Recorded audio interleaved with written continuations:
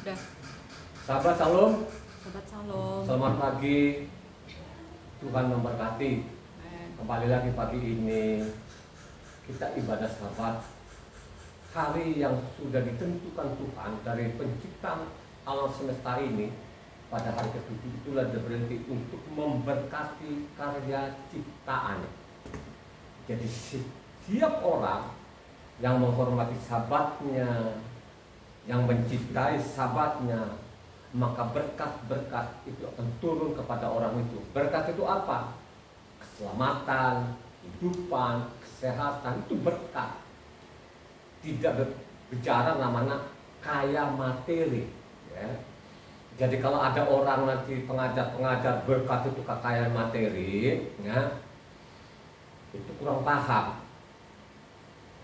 Kebanyakan ya dari mimbar sekarang itu berkat itu wah, karena saya banyak uang, harta saya banyak, ya. Itu ajaran-ajaran sampai saat ini.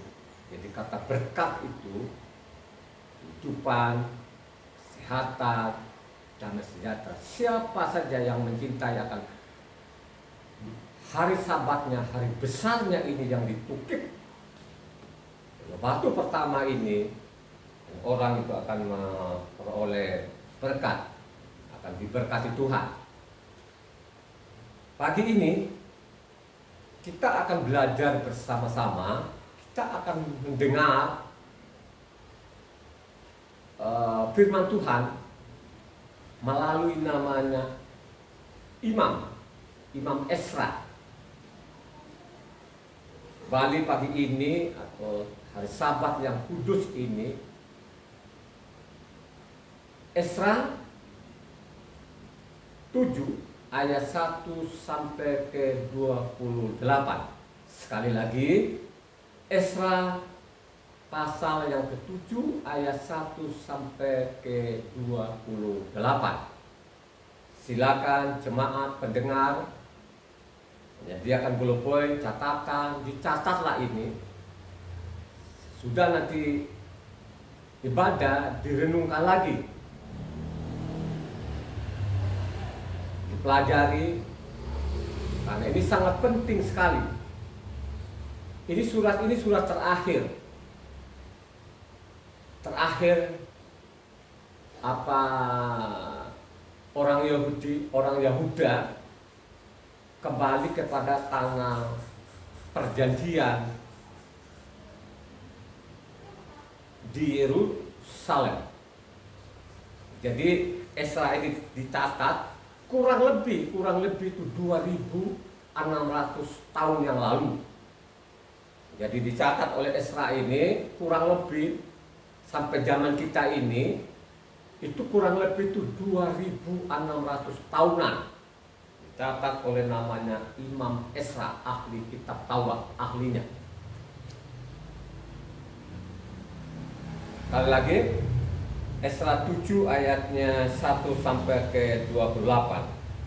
Kemudian daripada semuanya itu, pada zaman pemerintahan Artasasta, Raja Negeri Persia, maka berangkatlah Ezra ben Seraya ben Asaria ben Hilkiah ben Salum ben Sadok ben Ahitub ben Amaria ben Asaria ben Merayot ben Seraya ben Usi ben Buki ben Abisua ben Penehas ben Eliasar ben Aharon, yaitu Aharon imam kepala.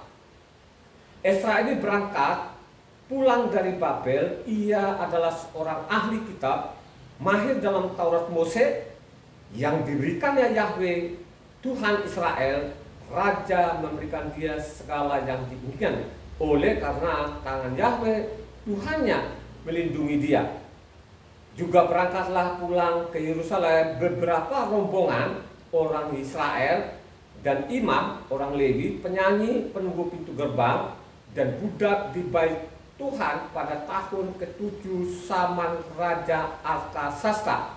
Lalu tibalah ia di Yerusalem pada bulan ke-5, yaitu pada tahun ke-7 zaman Raja itu. Tepat pada tanggal 1 bulan pertama itu memulai perjalanan pulang dari Babel tepat pada tanggal 1 bulan kelima, ia tiba di Yerusalem. Oleh karena tangan murah Tuhannya ia melindungi dia. Sebab Esra telah bertekad untuk meneliti Taurat Yahweh dan melakukan segala pengajaran ketetapan dan peraturan antara orang Israel. Inilah salinan surat Artasasta kepada Esra, imam dan ahli kitab itu, ahli dalam perkataan segala perintah ketetapan Yahweh bagi orang Israel.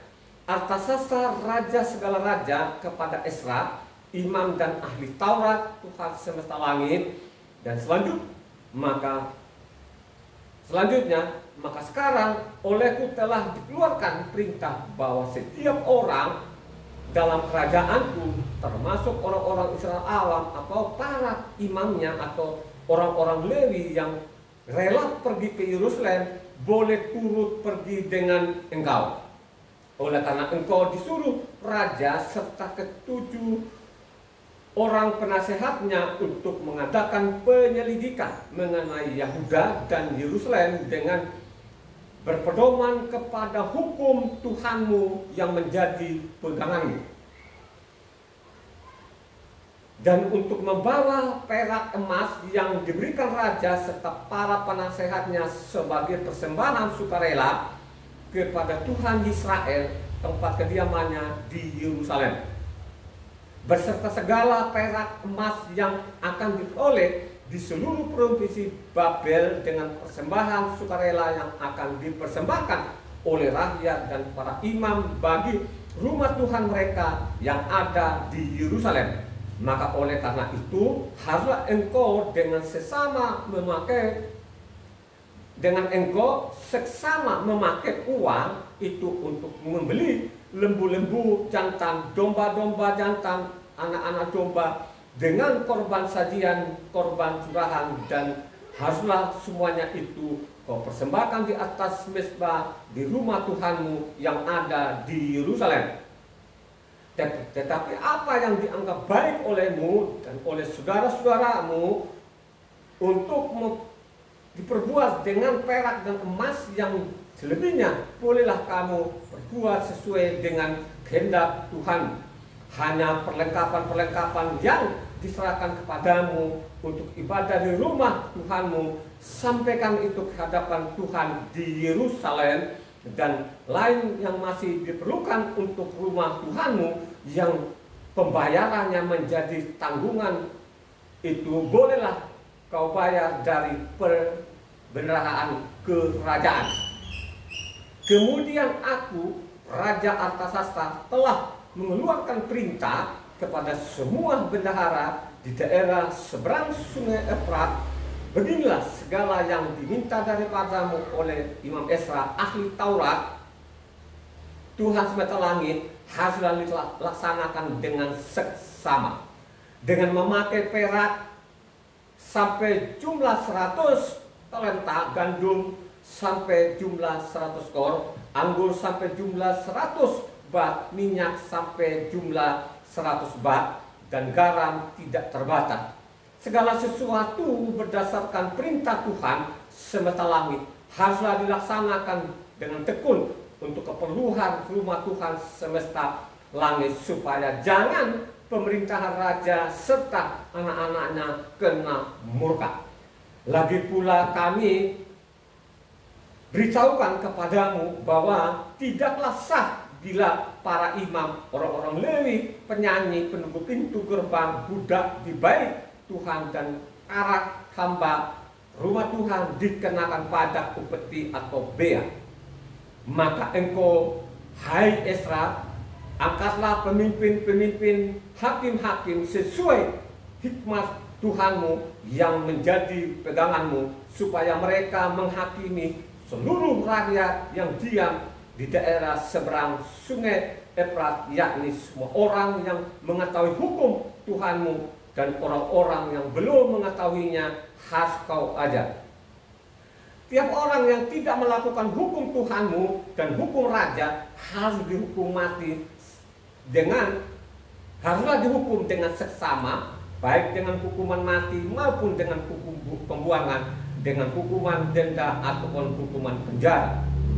Terpujilah Yahweh Tuhan nenek moyang kita yang dengan demikian menggerakkan hati raja sehingga ia menyerahkan rumah Tuhan yang ada di Yerusalem dan membuat aku disenangi oleh raja dan penasehat-penasehatnya serta segala pembesar raja yang berkuasa. Maka aku menguatkan hatiku karena tangan Yahweh Tuhanku melindungi aku dan aku menghimpunnya dari antara orang Israel beberapa pemimpin untuk berangkat pulang bersama-sama dengan aku. Haleluya. Jadi Ezra ini pulang dari Babel pada tahun ke-7 pemerintahan namanya Artasasta. Kita sudah dengar bersama raja ini dia luar biasa, ya.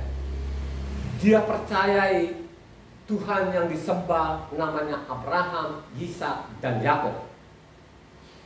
Sebelum dia ini saudara, ya, ada namanya Raja Kores, ya.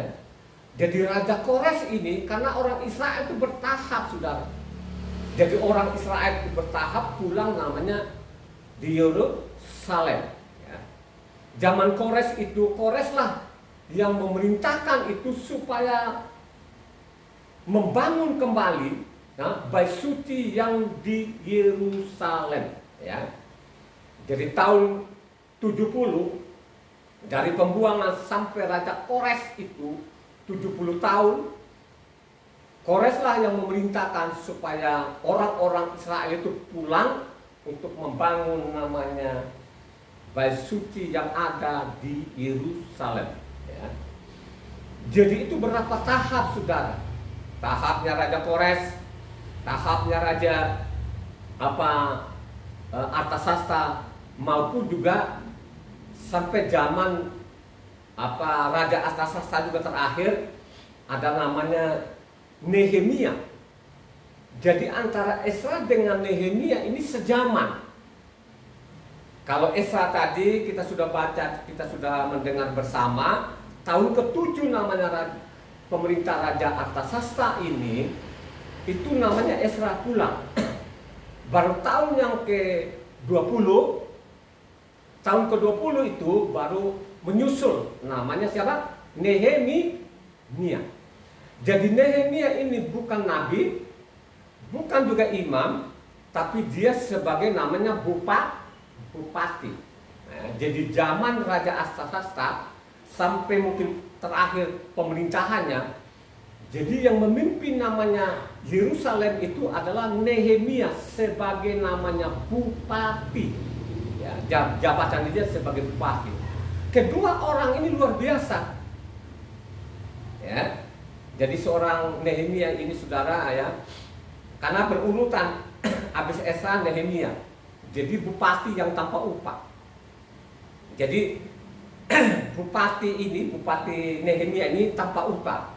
Makanya penting sekali saudara membaca kitab suci itu tuntas, ya. Kalau baca namanya Ezra hanya 10 pasal, kalau baca Nehemia hanya 13 pasal, ya. Jadi kalau jemaat atau pendengar itu diusahakan, ya, diusahakan baca kedua penulis ini, Ezra dengan Nehemia, sehingga saudara itu akan mengerti, ya, apa yang dilakukan bangsa Israel ini, bagaimana kelakuannya mereka, ya. Ini harus dibaca tuntas. Makanya saya mengatakan surat terakhir itu bukan Maliaki. Surat terakhir itu sebenarnya namanya Nehemia, karena susunan terakhir surat-surat akhir itu tidak sama loh, ya, dengan susunan nama lembaga kitab Indonesia, ya. Ya, karena Ezra ini kan ditaruh di tengah-tengah. Gitu. Saya sudah tawarik itu Ezra. Ya, yang lucunya lagi nanti habis Ezra ada namanya Esther. Antara Ezra dengan Esther duluan siapa? Halo? Ya. Jadi sebenarnya ini Esther dulu baru Ezra dengan Nehemia.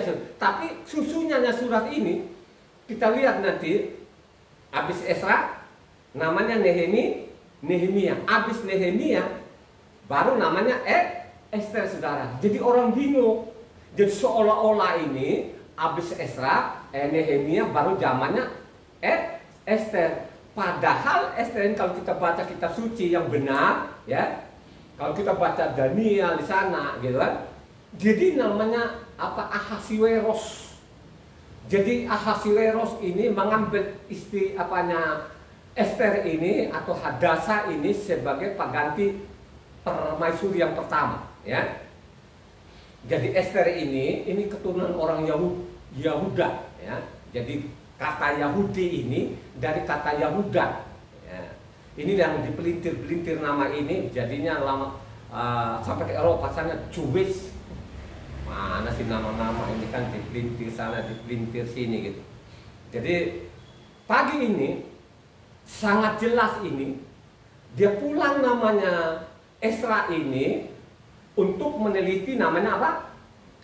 Kitabnya Mose untuk mengajarkan kepada orang Israel. Jadi bayangkan saja ini dibuang sampai 70 tahun. Yang jelas ini 70 tahun ada kemungkinan mereka sudah lupa. Mungkin saja orang tidak membaca kitab Taurat lagi. Kenapa saya mengatakan itu? Karena ada kata di situ mengatakan dia bertekad apa? Menyelidiki kitab suci ini untuk mengajarkan kepada Israel. Coba satu orang baca ayat 10-nya. Ya, jadi punya tekad, punya kemauan ini untuk dia meneliti kembali namanya kitabnya Mose ini untuk mengajarkan kepada orang Israel. Baca ayat 10-nya. Sebab Esra telah bertekad untuk meneliti Taurat Yahweh dan melakukannya serta mengajar ketetapan dan peraturan di antara orang Israel. Jadi ada tekad, ada kemauan, dia teliti lagi, habis itu dia ajarkan kepada orang Israel. Ya. Jadi kalau seorang pembaca, saudara, kalau seorang pembaca pasti tahu bagaimana tingkah lakunya mereka ini, orang Israel ini, dari generasi ke generasi. Ya. Jadi harus namanya saudara pada waktu namanya baca kitab sunyi harus bijak loh saudara ya. Harus benar-benar kita teliti dengan baik supaya kita ini tidak gagal paham. Ya, ditelitilah dengan baik. Mari engkau baca dengan rendah hati ya, supaya engkau mengetahui bagaimana namanya tingkah lakunya orang-orang Yahuda ini. Mereka keluar dari tanah Israel sampai terakhir kepada namanya Nehemia. Jadi itu surat terakhir itu Nehemia. Ya. Jadi ingat baik-baik ya. Surat terakhir sebenarnya itu Nehemia. Bukan namanya Maliaki. Kalau saya teliti, kalau Maliaki ini sama-sama mereka ini. Antara Nehemia, Esra Nehemia, dari Kagai, Zekaria maupun namanya Maliaki ini kan sama-sama pembuangan ke Babel, saudara. Tapi kalau saya teliti kitab suci yang saya teliti ini selama 24 tahun ini, surat terakhir itu saya yakin di Esra ini. Ya? Karena bukan Esra, Nehemia ini. Karena Nehemia itu mencatat, saudara, tingkah lakunya mereka ini, orang-orang Yahuda ini, ya, sampai zaman dari Esra tadi Nehemia ini awal-awalnya mereka sadar, ya, mereka sadar. Nah, tapi akhirnya kalau kita baca lengkap semua ini tulisan kedua orang ini. Terakhir sekali Nehemia sana ada penyimpangan. Nehemia itu penyimpangan. Makanya nanti kita perhatikan, kita mencatat nanti supaya nanti habis ibadah ini dibaca ulang supaya namanya jemaat ataupun pendengar ini punya pegangan gitu kan. Jadi penting sekali siapapun engkau, jemaat maupun di luar sana, ikuti namanya khotbah ini dengan tuntas. Ya, berkali-kali saya tidak mau keluar dari isi kitab suci ini. Ya. Saya tidak mau katanya. Saya pakai pasal dan ayat gitu kan. Makanya kalau kita lihat pengajaran-pengajaran itu dari generasi ke generasi sudah menyimpang, ya. Jadi kelihatan sekali ya, kalau zaman Raja Asa itu sudah namanya orang-orang Israel itu tidak mendapatkan pengajaran yang benar, ya. Jadi mereka sudah tidak dapat pengajaran yang benar. Kalau kita lihat kan dari Salomo kan sudah menyimpang, ya. Coba kan, habis Salomo siapa? Anaknya Rehabeam. Habis Rehabeam siapa? Abiam. Abiam baru Asa kan, ya. Jadi juga zaman Asa ini itu sudah tidak terima namanya pengajar yang benar maupun Tuhan yang benar. Nah, satu orang, 2 Tawarik 15 ayatnya 1-3. Yang kencang. Supaya orang-orang mencatat, ya, supaya mempelajari, ya, bagaimana namanya Ezra ini punya tekad untuk menyelidiki supaya mengajarkan kepada Israel supaya kembali kepada hukumnya Tuhan. Baca namanya 2 Tawarik 15 ayatnya 1-3. Asaria bin Oded dihinggapi roh Elohim. Ia pergi menemui Asa dan berkata kepadanya, dengarlah kepadaku Asa dan seluruh Yahuda dan Benyamin. Yahweh beserta dengan kamu bila mana kamu beserta dengan dia. Bila mana kamu mencarinya, ia berkenan ditemui olehmu, tetapi bila mana kamu meninggalkannya, kamu akan ditinggalkannya. Lama sekali Israel tanpa Elohim yang benar, tanpa ajaran dan daripada imam dan tanpa hukum. Coba kan? Jadi dicatatlah di situ zaman Raja Asa, ya, tidak menerima lagi ajaran yang benar maupun Tuhan yang benar, saudara. Ya. Karena penyimpangannya dari Raja Daud ini kepada Raja Salomo ini, Raja Salomo itu luar biasa loh saudara, hikmatnya luar biasa. Tapi akhir hidupnya beliau ini, karena sibuk dengan isi-isinya yang 1000 orang ini, akhirnya dia jatuh saudara. Ya. Jadi tidak seutuhnya lagi, ya, di hadapan Tuhan, dia menyimpang. Ya. Habis Salomo kan ada anaknya Yerobeam, ya. Jadi Yerobeam ini juga pun menyimpang juga loh saudara. Tapi Yerobeam kembali yang Yerobeam, Rehabeam, ya. Jadi anaknya Salomo itu bernama Rehabeam, ya. Rehabeam ini akhirnya sadar dia kembali benar, tapi punya anak namanya Abiam. Nah, Abiam sendiri pun juga tidak seutuhnya juga, gitu kan, menyimpang. Jadi sampai kepada Raja Asa ini benar loh saudara ya. Jadi Raja Asa ini dia memerintah selama 40 tahun. Dia menjadi raja, ya. Jadi zaman itulah mereka sudah tidak terima. Jadi ada penyimpangan dari mimbar-mimbar itu. Dari imam-imam ini sudah tidak benar. Jadi dicatatlah sejarah ini dari generasi ke generasi sampai namanya dibuang ke Babel, ya. Kenapa dibuang ke Babel ini? Ya, apakah ujuk-ujuk dibuang? Karena sudah meninggalkan Tuhan, mereka meninggalkan hukumnya Tuhan, saudara. Ya. Ya, jadi perlu sekali saudara itu membaca dengan tuntas. Ya, kalau baca kitab suci ini, tinggalkan semua atributmu. Jangan engkau bawa namanya gelarmu, jangan engkau bawa dengan kekayaanmu, jangan engkau bawa dengan nafsumu. Ya. Dengan rendah hati engkau baca dengan pelan. Pasti nanti saudara engkau tahu nanti ujungnya sampai zaman kita ini kayak apa ini orang-orang Yahuda ini, ya? Apakah orang Yahuda sekarang ini sudah benar, ya? Ya. Melalui isi kitab suci ini saudara, sampai saat ini nih, manusia satu ini pun juga bangsa satu ini, bangsa pilihannya, kekasih ini belum benar saudara, menyimpang. Mari nanti kita dengan tuntas ini khotbah ini mencatat bagaimana namanya tingkah lakunya mereka ini sampai saat ini loh saudara ya. Supaya engkau mengetahui tingkah lakunya ini orang-orang yang perlu sekali saudara itu membaca kitab suci, mempelajari, gitu. Jangan dari lahirnya sampai matinya tidak pernah tuntas namanya baca Ezra maupun Nehemia ini. Mungkin saja tidak pernah disenggol, ya. Karena orang-orang Kristen ini kan gak mau loh saudara, ya. Coba kan, gak mau membaca, ya. Tiap membaca, kalau baca satu ayat satu pasal langsung ngantuk saudara. Terus mulailah dia bersaksi. ini orang-orang bodoh, dia bersaksi begini, saya kan nggak bisa tidur. Ya, akhirnya apa? Saya ambil kitab suci, saya bacanya 1 ayat, 2 ayat, langsung saya tidur. Tuhan luar biasa baiknya katanya. Coba kan, dianggap itu Tuhan, padahal itu iblis. Supaya engkau ini tidak baca kitab suci, dengan engkau tidak baca kitab suci, engkau tidak tahu. Itu kan taktiknya iblis. Ya, jadi marilah kita pelajari kitab suci ini dengan benar, gitu kan. Coba kan, makanya kita baca ini berurutan. Ya, berusahalah engkau ini untuk baca kitab suci ini, mempelajari ini, saudara. Ya. Kalau engkau ini tidak pelajari, saudara, ya, waduh. Kayaknya surga itu jauh loh, saudara. Saya saja pun 20 tahun, 24 tahun ini tanpa berhenti ini, saudara, masih kurang juga loh, saudara. Ya. Masih banyak loh, saudara, ya, yang saya tidak paham, ya. Tapi sekian persen lah, ya. Tuhan itu menyingkapkan, ya.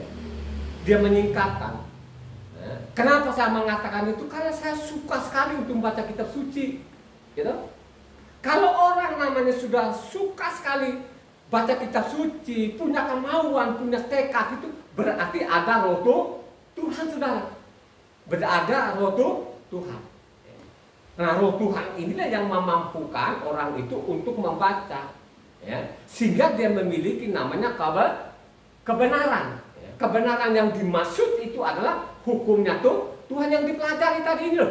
Makanya baca tuntas ini, nanti pulang sudah selesai, baca ulang lagi Esra ini, supaya engkau punya pemahaman yang benar, saudara, supaya engkau tidak ditipu.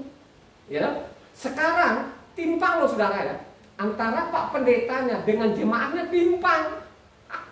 Coba, saudara, ya, jadi sekian orang Kristen ini yang miliaran orang, ya, tidak mau namanya, bukan tidak mau, karena memang sudah malas memang tadi untuk baca.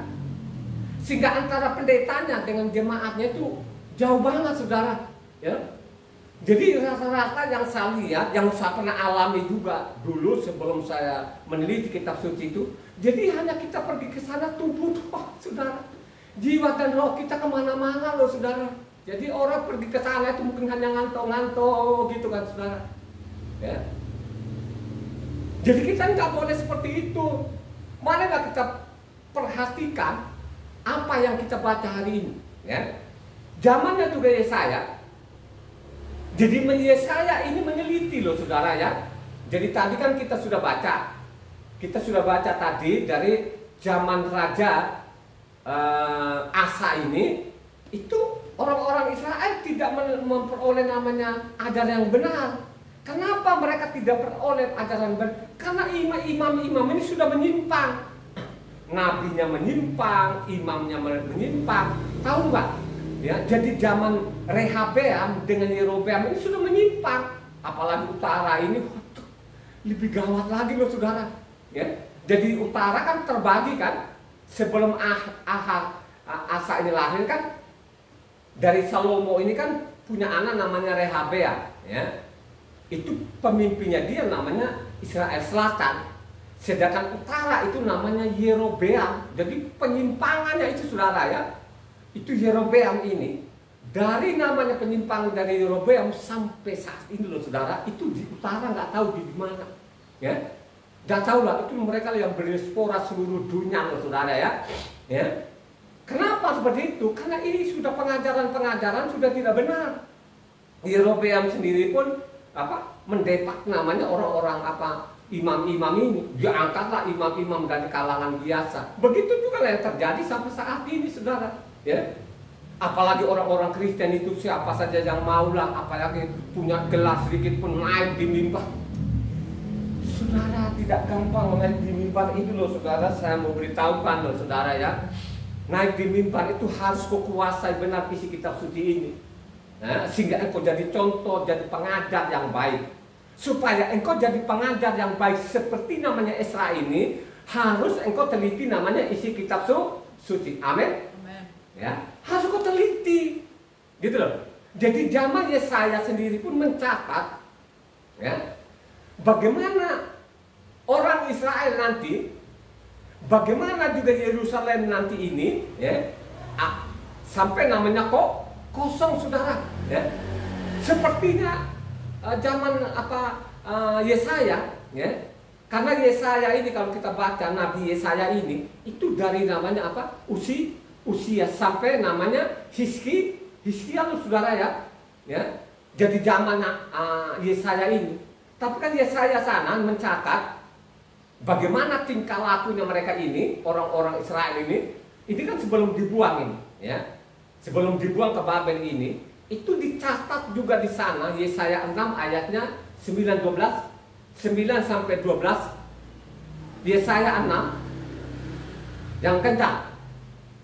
Kemudian firman-Nya, pergilah dan katakanlah kepada bangsa ini, dengarlah sungguh-sungguh tetapi mengerti jangan, lihatlah sungguh-sungguh tetapi menanggap jangan. Buatlah hati bangsa ini keras, dan buatlah telinganya berat mendengar, dan buatlah matanya melekat tertutup, supaya jangan mereka melihat dengan matanya dan mendengar dengan telinganya dan mengerti dengan hatinya, lalu berbalik dan menjadi sembuh. Kemudian aku bertanya, sampai berapa lama ya Tuhan? Lalu jawabnya, sampai kota-kota telah lengang sunyi sepi, tidak ada lagi yang mendiami, dan di rumah-rumah tidak ada lagi manusia, dan tanah menjadi sunyi dan sepi.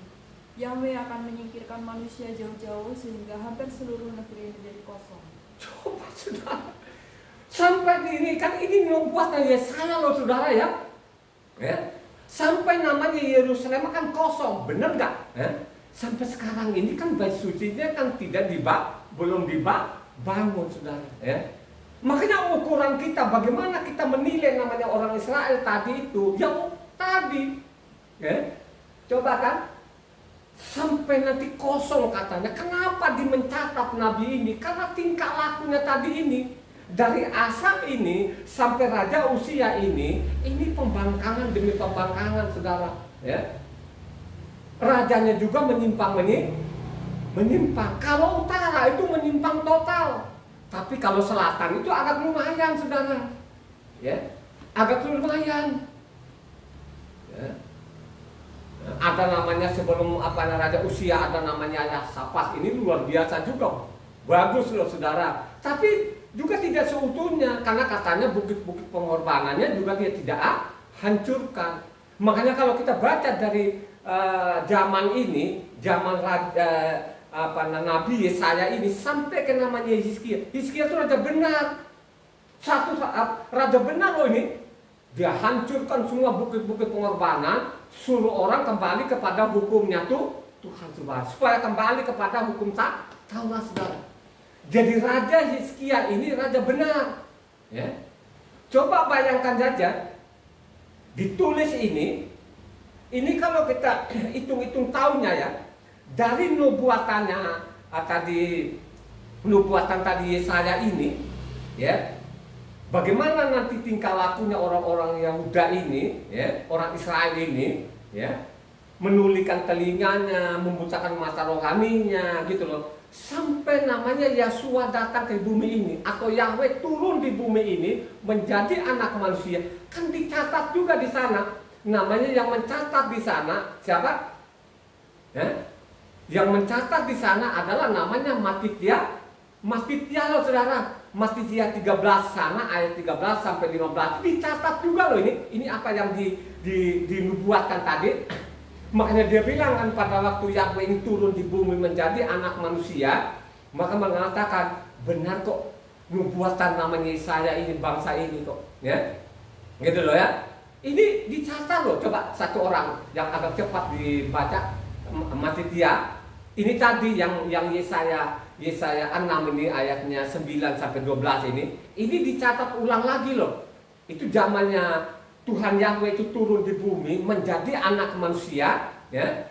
Ini dicatat oleh nelayan ini namanya Matitya, ya. Jangan Matius itu merubah-rubah nama orang. Jadi yang benar nama lahir dari rahim ibunya itu bernamanya Matitya 13 ayat 13 sampai 15. Itulah sebabnya aku berkata-kata dalam perumpamaan kepada mereka. Karena sekalipun melihat mereka tidak melihat, dan sekalipun mendengar mereka tidak mendengar dan tidak mengerti. Maka pada mereka genaplah nubuat Yesaya yang berbunyi, Kamu akan mendengar dan mendengar namun tidak mengerti. Kamu akan melihat dan melihat namun tidak menangkap. Sebab hati bangsa ini telah menebal dan telinganya berat mendengar, dan matanya melekat tertutup, supaya jangan mereka melihat dengan matanya dan mendengar dengan telinganya, dan mengerti dengan hatinya lalu berbalik sehingga aku menyembuhkan mereka. Coba saudara, ini ke orang Israel saudara. Terus bagaimana di bangsa-bangsa sampai saat ini?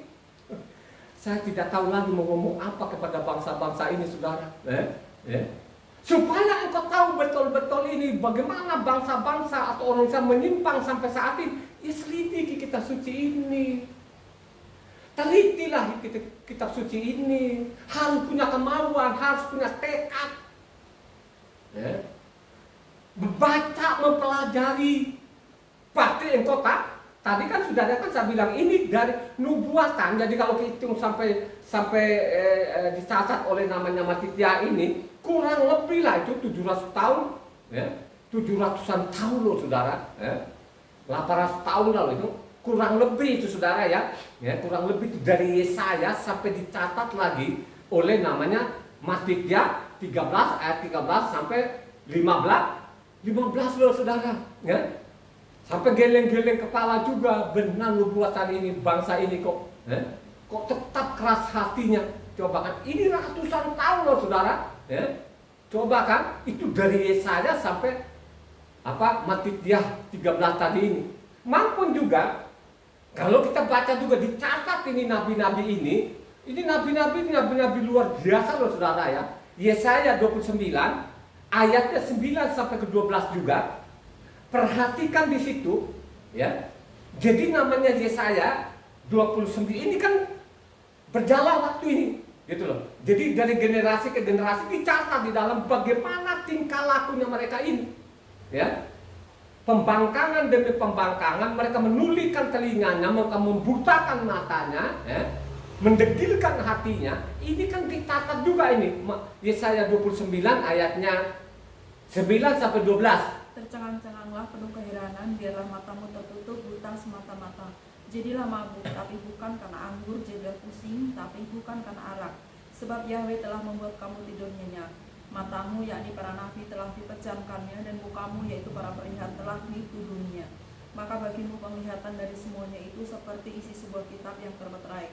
Apabila itu diberikan kepada orang yang tahu membaca dan mengatakan, baiklah baca ini, maka ia akan menjawab, aku tidak dapat, sebab kitab itu termeterai. Dan apabila kitab itu diberikan kepada seorang yang tidak dapat membaca dan mengatakan, baiklah baca ini, maka ia akan menjawab, aku tidak dapat membaca. Coba saudara, coba berikan kepada orang yang bisa membaca. Akhirnya jawabnya. Jadi sepertinya namanya isi kitab suci ini termeterai saudara. Ya.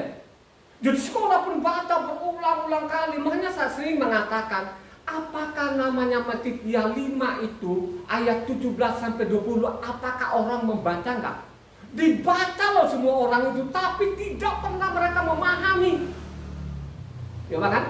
Makanya kalau ayat 13 di bawah, ayat 13-nya tadi, ayat 13-nya yang Yesaya 29 ayat 13-nya, dan Tuhan telah berfirman, oleh karena bangsa-bangsa ini datang mendekat dengan mulutnya dan memuliakan aku dengan bibirnya, pada hatinya menjauh daripadaku, dan ibadahnya kepadaku hanyalah perintah manusia yang dihafal. Coba sekarang kita lihat apa perintah manusia. Contoh, namanya orang Yahuda atau orang Israel sampai sekarang ini, mereka lebih suka namanya Talmud. Ini Talmud, itu bikinan manusia, ini perintah manusia Talmud ini. Ini catatan dosa mereka itu dari Nehemia, dari Esra sampai kepada namanya Yesua ini saudara. Dicatat loh mereka ini bagaimana dosa itu dosa terus berkembang. Makanya di situ kalau kita baca teliti kitab suci, ini dicatat juga, dikutip ulang lagi namanya Matitya 15 ayatnya 7 sampai ke 9. Tadi Yesaya 29 ini ditulis lagi, dicatat lagi oleh namanya, ini kan dari mulut Tuhan Yahweh itu sendiri, dicatat oleh namanya Matitya 15 ayatnya 7 sampai ke 9. Itu kan tulisan aslinya tadi namanya Yesaya 29. Silakan dibaca. Hai orang-orang munafik, benarlah nubuat Yesaya tentang kamu. Bangsa ini memuliakan aku dengan bibirnya, padahal hatinya jauh daripadaku. Percuma mereka beribadah kepadaku, sedang ajaran yang mereka ajarkan ialah perintah manusia. Coba kan ini kan dikutip lagi namanya Matitya. Padahal tulisan aslinya tadi kita sudah baca namanya Yesaya 29, saudara. Jadi sampai saat ini lebih suka orang perintah manusia. Halo? Sahabatnya mereka buang. Loh, sahabat ini perintah Tuhan. Ya, sahabat itu perintah Tuhan loh, saudara. Ditukik loh batu pertama. Mereka orang tidak mau, orang Kristen itu tidak mau, ditolak ini saudara. Bikinlah namanya perintah manusia bernama Minggu hari pertama saudara.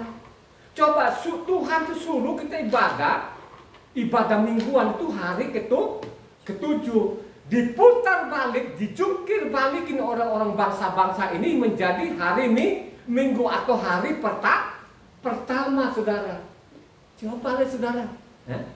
Inilah tekad-tekadnya tadi namanya Esra ini, supaya orang kembali ajaran yang benar, supaya orang itu kembali kepada hukumnya Tuhan saudara. Ya. Coba. Itulah yang terjadi sampai saat ini. Mereka tidak mau. Kalau hukum-hukumnya Tuhan mereka tidak mau. Tapi kalau perintah manusia, ya ampun banyak betul. Saya ini kan udah berbusa, udah tahun-tahun nih saudara. Makanya saya mengatakan setiap hari Sabat itu kan saya cantumkan itu. Berbahagialah orang yang melakukan hari Sabat saudara. Yang tidak melakukan Sabat dihukum mati. Itu bukan saya karang-karang, ada pasalnya, ada ayatnya. Makanya saya mengatakan, orang membaca nggak itu? Pasti dia baca. Karena ada yang terganjal dalam hatinya, sehingga dia tidak memahami.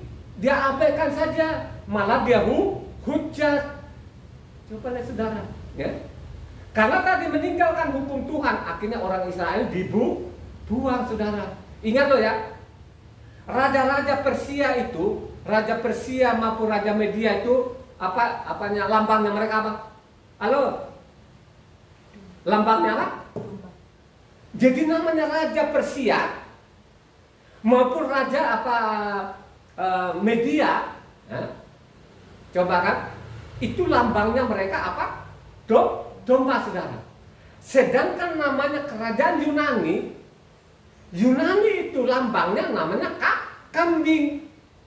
Ini dicatat loh zaman apa? Karena antara Daniel dengan Esra dengan Nehemia sejaman saudara. Sejaman loh mereka ini. Ya. Jadi ada namanya Nabi Daniel, ini kan sama-sama pembuangan. Dicatat loh mereka ini, itu lambangnya.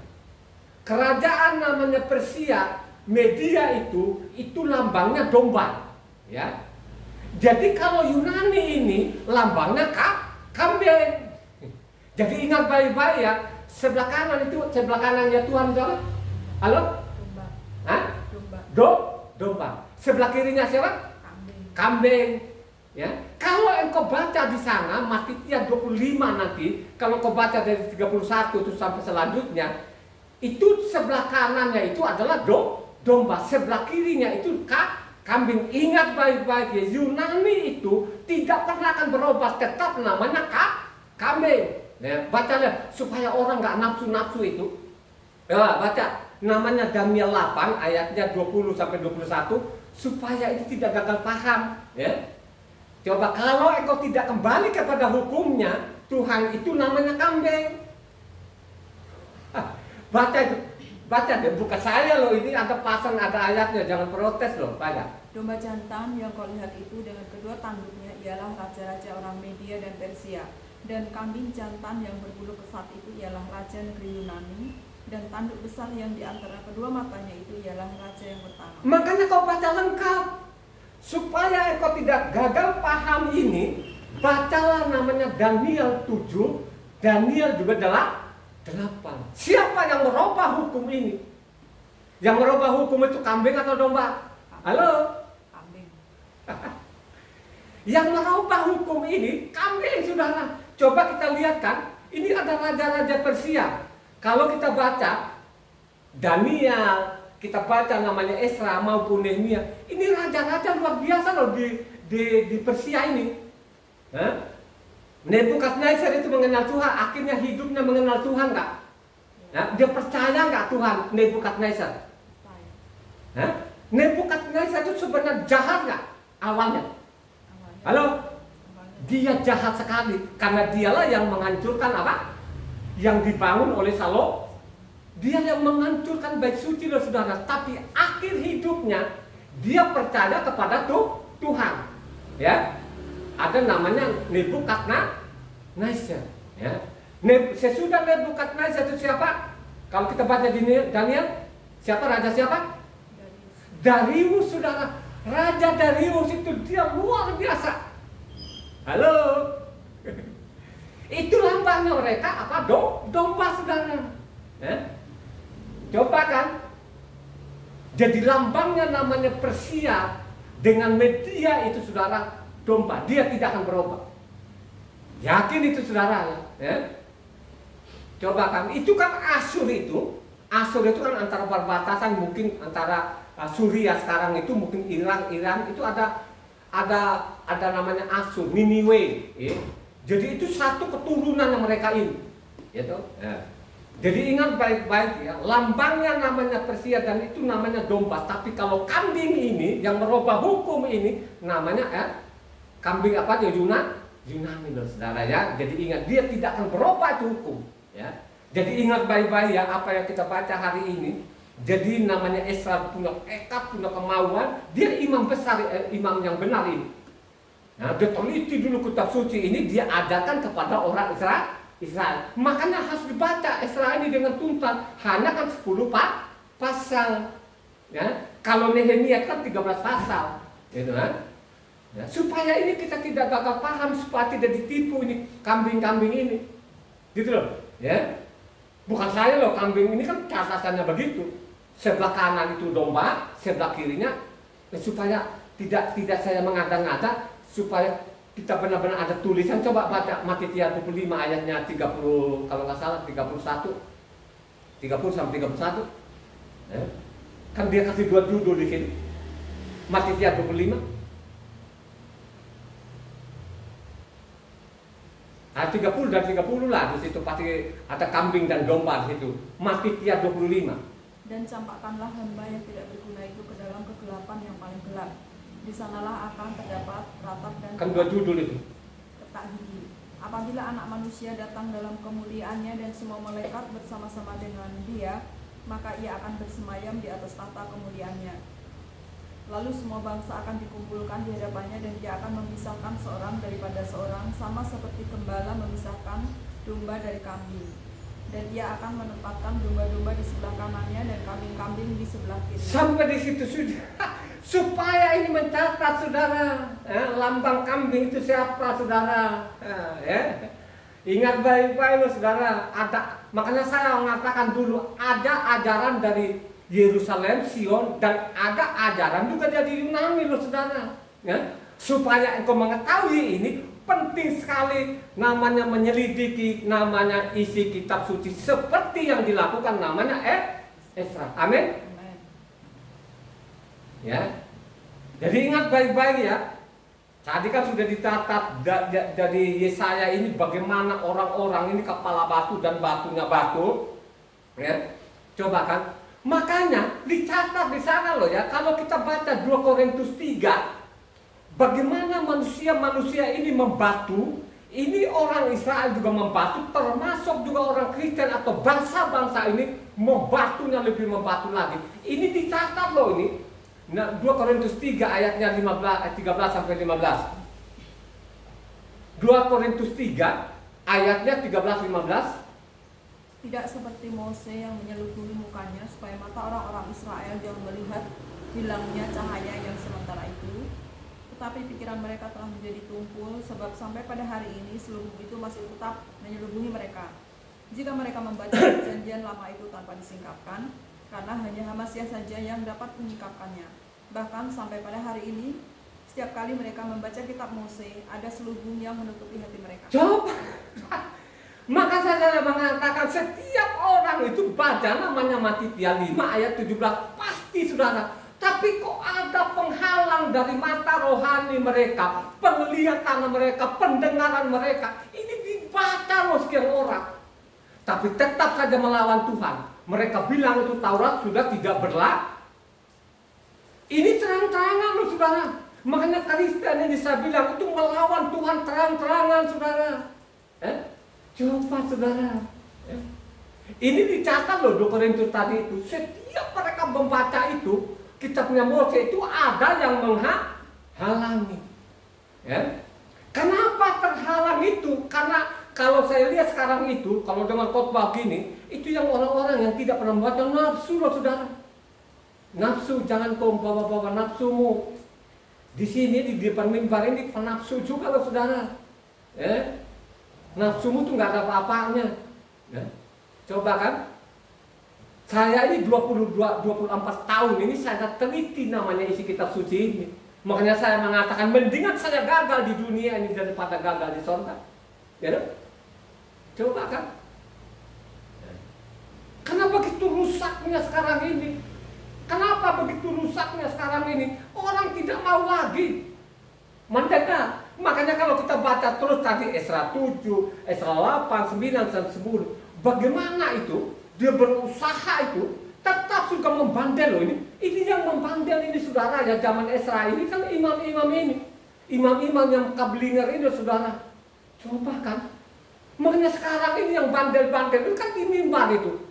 Pendeta-pendetanya ini saudara tetap dia membandel saudara, mengajari orang yang tanpa dasar. Kalau lu bilang tadi itu namanya Taurat tidak berlaku, ya harus ada dasarnya. Oh ini loh pasal ini ayat ini loh, pakailah gitu loh. Jangan katanya akhirnya banyak orang yang mati konyol seperti ini. Coba kan? Ya kalau kau mati nanti gratis, mendingan loh. Kau mati saja pun ditarik-tarik sama lo persembahan lah segala macam saudara. Coba kan?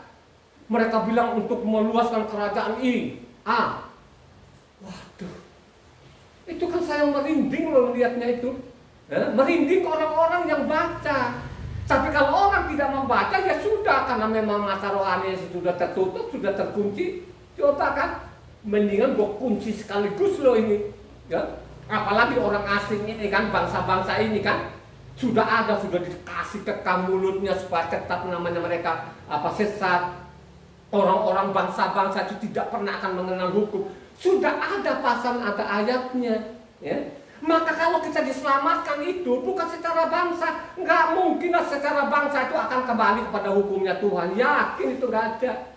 Jangan kamu bangsa-bangsa orang Israel saja pun sampai sekarang itu belum kembali kepada hukumnya Tuhan. Saya mau tanya jemaat ini yang sendiri mengkhotbah ini. Orang Israel sudah kembali ke hukumnya Tuhan nggak? Belum kembali sampai saat ini mereka ini. Tapi sekalipun seperti itu masih ada janji kepada mereka ini, karena mereka ini diangkat jadi anak saudara. Ya. Bangsa-bangsa itu jangan pongah, ingat baik-baik pendetamu itu tidak pernah akan menyelamatkan engkau. Yang menyelamatkan engkau, kalau engkau mendengar ini, kau catat ini, dari isi kitab suci, itulah yang menyelamatkan engkau. Amin. Itu yang menyelamatkan. Jangan mengatakan itu orang-orang seperti namanya imam-imam benar itu, nabi-nabi benar itu tidak ada tantangan. Banyak sekali tantangannya saudara. Banyak loh tantangannya. Tidak gampang loh saudara ya. Coba nabi-nabi siapa yang paling berat tantangannya siapa? Yeremia. Sebelum Yeremia siapa? Elia loh saudara. Elia itu saudara ya, tantangannya berat sekali. Elia itu di kerajaan di mana? Utara atau selatan? Utara. Dia ada di utara loh saudara. Dia mati-matian, dia sungguh-sungguh, dia bertekad itu supaya orang kembali kepada hukumnya Tuhan. Tapi mereka tidak mau. Akhirnya suatu saat dia putus asa nggak? Namanya Elia ini putus asa nggak? Halo, ini kalau kita catat namanya Elia ini tidak mati loh saudara, dia diangkat bulat loh saudara. Tapi akhirnya juga dia putus asa juga. Hah? Karena tadi jabatannya dikejar-kejar. Siapa yang ngejar-ngejar ini? Siapa sebenarnya yang mengejar-ngejar dia ini siapa? Ya? Namanya Isabel. Ya. Isabel punya suami namanya Ahab, saudara. Makanya di mimbar sekarang itu banyak sekali Isabel yang naik ke mimbar, saudara. Ingat zaman edan sekarang ini, banyak sekali orang-orang di mimbar. Padahal kalau kita teliti kitab suci, tidak diperbolehkan namanya perempuan itu naik di mimbar. Halo? Ya? Kalau dia naik di mimbar, kalau dia berkata benar, gak ada masalah. Hanya dia teruskan saja ini dosa ini dari Eropa ini saudara sampai saat ini. Coba kan? Ya? Kalau namanya khotbahnya tara waktu ini paling-paling hanya puluhan, ratusan gitu kan. Berjalanlah waktu gitu kan, mulailah orang bosan. Ya, khotbahnya dia terlalu lama. Ya? Coba saudara, ya? Saya mau beritahukan pada jemaat, ya, ambillah waktu ini. Kalau kau keluarkan tiap sahabat itu 20.000 belum beli pulsa, masa sih kau rugi banget? Kalau kau duduk itu 1 jam, kau dengar 2 jam, kan masa sih kau rugi banget? Ya? Saya ini kan meliti kitab suci, lo tinggal duduk doang. Tinggal lu duduk, lu catat, macam-macam. Terus ulang nanti lu ajarkan pada keluargamu, pasti lu selamat. Ya, lu nggak susah-susah seperti saya. Saya ini meneliti namanya 24 tahun. Ya. Ingat baik-baik siapapun engkau, harus engkau selamatkan keluargamu. Supaya keluargamu itu selamat. Dengarkan apa yang dicatat hari ini. Ya. Coba. Lu tulislah di situ, lu catat situ, ajarkan. Jangan engkau terkecoh karena banyak-banyaknya orang. Ini ada peringatan loh saudara. Ya. Kalau kau baca namanya Keluaran 23 di sana saudara ya. Jangan ikut-ikut ke kebanyakan orang yang membelokkan hukum. Jangan engkau terkecoh karena banyak-banyaknya mereka. Ya. Ingat baik-baik karena sempitnya jalan, sedikit sekali orang yang masuk. Berjuanglah melalui pintu yang sempit itu. Ya. Coba. Ya. Jadi ada nabi yang luar biasa ini, akhirnya dia suatu saat dia juga akan mau pengen mati. Coba satu orang namanya 1 Raja-Raja 9 1 Raja-Raja 19 ayatnya 4. 1 Raja-Raja 19 ayat 4, dia mengeluh juga loh. Kan berat juga loh ini, mengajari orang ini gak gampang loh saudara. Ya? Tetapi ia sendiri masuk ke padang gurun sehari perjalanan jauhnya, lalu duduk di bawah sebuah pohon arar. Kemudian ia ingin mati, katanya, cukuplah itu sekarang ya Yahweh, ambillah nyawaku, sebab aku ini tidak lebih baik daripada nenek moyang. Jawab. Ada waktunya juga dia putus asa, saudara. Mungkin saja juga tidak lebih benar dari mereka ini. Kalau merasa benar, kenapa gue dikejar-kejar? Nah, saya sudah bikin mujizat, ya. Cobalah antara nama Tuhanmu dengan nama Tuhan saya. Sudah mereka lihat, tapi mereka tetap kerja. Mungkin saja saya ini tidak lebih benar dari mereka. Mendingan gua ngeluh gak itu? Putus asa gak itu? Seorang namanya Elia, nabi besar luar biasa, putus asa juga loh saudara. Ya? Saya pun sendiri ini sudah saya mendidik kitab suci 24 tahun, ada jenuh juga loh saudara. Ya? Sesudah nanti saya khotbah, masih ada sekian orang. Ya? Masih ada sekian orang, timbul lagi keinginan untuk sampaikan melalui YouTube saudara. Ya? Sebenarnya sudah saya malas sebenarnya. Cukuplah saya menyelamatkan istri saya, kedua anak saya. Ya? Saya menggembalakan istri saya, kedua anak ini bukan orang-orang biasa ini. Pendidikan sekuler mereka itu bukan sekolah ece-ece. Itulah yang saya jaga terus menerus. Saya peringatkan setiap saat mereka supaya mereka ini tidak menyimpang. Ya? Coba kan, Misalnya istri saya itu sekolah sekulernya dari SD sampai perguruan tinggi itu saudara juara. Ya. Kalau saya ini tidak menguasai kitab suci itu bagaimana? Anak-anak saya itu saudara sekolah-sekolah teknik itu coba lulusan ITB. Coba. Kalau saya tidak menguasai namanya ini, bagaimana mereka ini? Saya ada juga jenuhnya untuk menyampaikan ini melalui YouTube ini. Nah, tapi setiap saya khotbah, saya coba melihat masih ada orang. Ya, begitulah tadi itu yang kita sudah baca tadi 1 Raja-Raja 19 ayat 4 tadi, bagaimana sudah putus asa. Mungkin saja saya ini tidak lebih benar dari mereka ini. Mendingan gue mati aja deh. Coba saudara dikejar, yang mengejarkan perempuan nih saudara. Ya, akhirnya apa? Dia pergi ke Gunung Tuhan, Gunung Horeb berapa hari?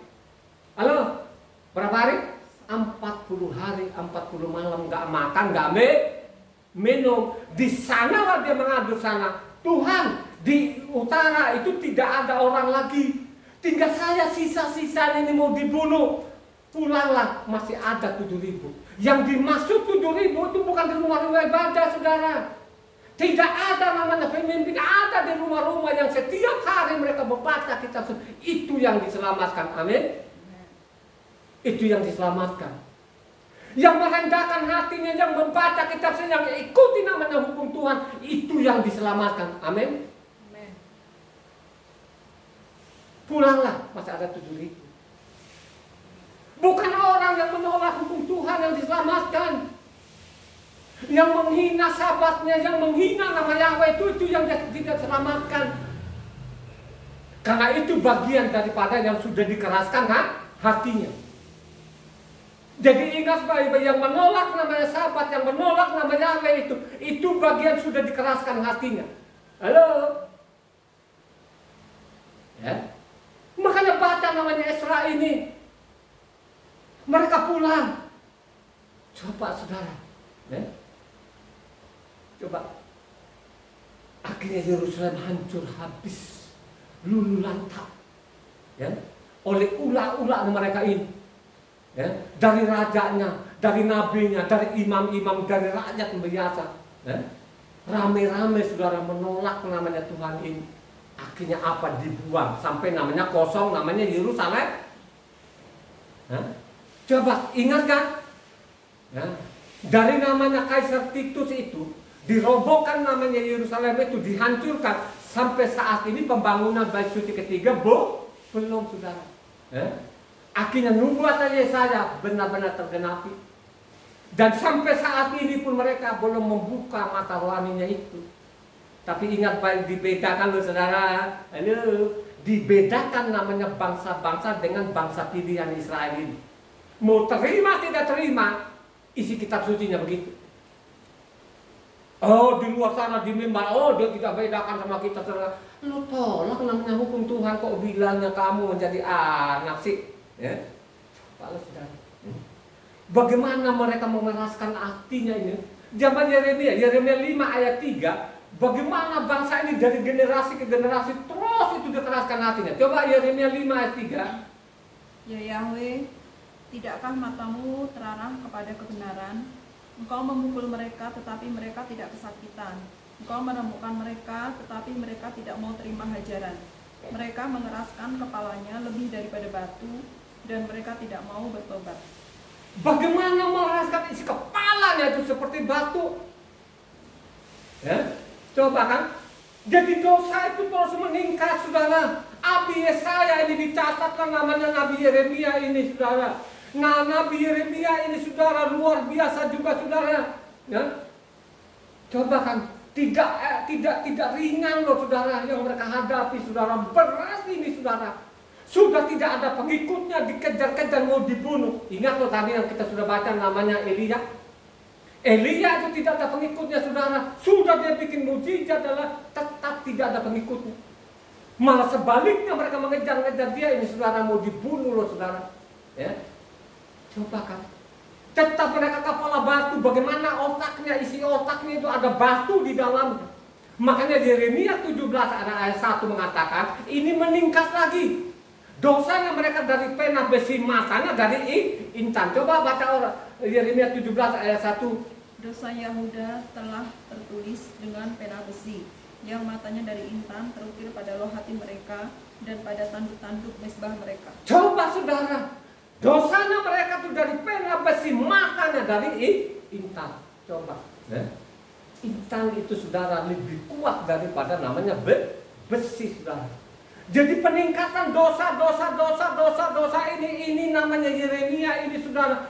Dia berusaha sungguh-sungguh, saudara, supaya orang kembali kepada hukum, tapi tetap saja mereka menulikan membatu, saudara. Ya, coba. Akhirnya Yeremia itu apa putus asa juga, Kak? Halo, Ya. halo. Akhirnya nabi ini luar biasa juga ini. Yang tidak ada juga pengikutnya, saudara. Mereka menolak, saudara, bagaimana namanya Yeremia ini untuk dibunuh, saudara. Ya. Ini sudah campur aduk, rajanya, nabinya, imam-imamnya ini, saudara. Ya. Coba kan itu peningkatan dosa itu makin menjadi-jadi, gitu. Ya. Kalau kau baca sana Yeremia 20 ayatnya 9, coba. Bagaimana nabi ini dia putus asa.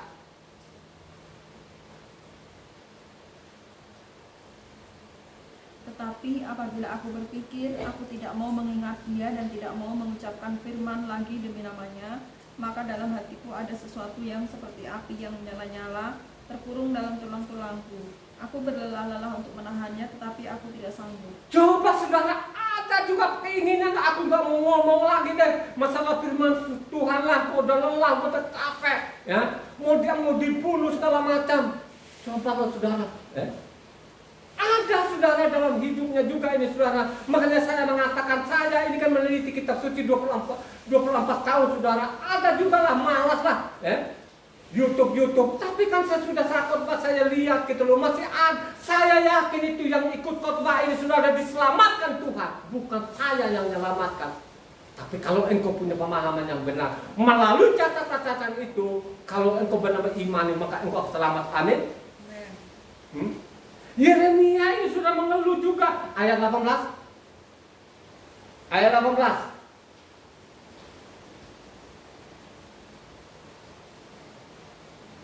Yeremia tadi 20 ayat 18.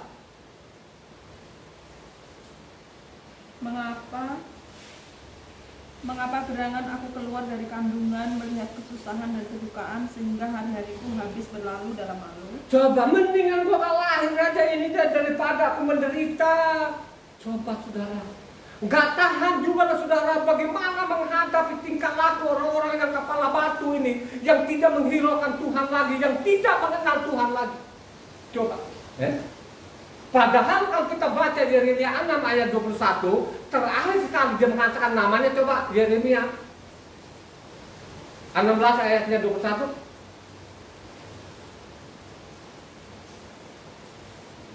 Sebab itu ketahuilah, aku mau memberitahukan kepada mereka. Kali ini aku akan memberitahukan kepada mereka kekuasaanku dan keperkasaanku, supaya mereka tahu bahwa namaku Yahweh. Supaya mereka tahu bahwa namaku Yahweh, bukan Baal. Halo.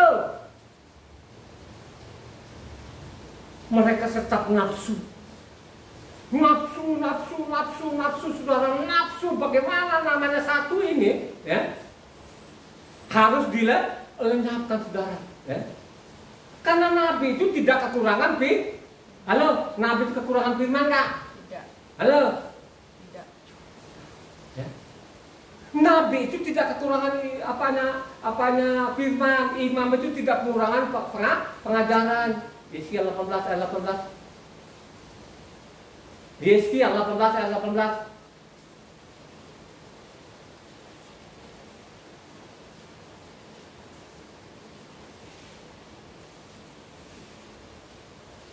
Ayahnya yang melakukan pemerasan, yang merampas sesuatu, dan yang melakukan hal-hal yang tidak baik di tengah-tengah bangsanya, sungguh ia mati karena kesalahan. Coba Yeremia 18. Yeremia 18. Berkatalah mereka, marilah kita mengadakan persepakatan terhadap Yeremia, sebab imam tidak akan kehabisan pengajaran. Orang bijaksana tidak akan kehabisan nasihat, dan nabi tidak akan kehabisan firman. Marilah kita memukul dia dengan bahasanya sendiri, dan jangan memperhatikan setiap perkataannya. Nabi itu tidak akan kekurangan namanya firman. Imam itu tidak kekurangan namanya pengajaran, saudara. Ya.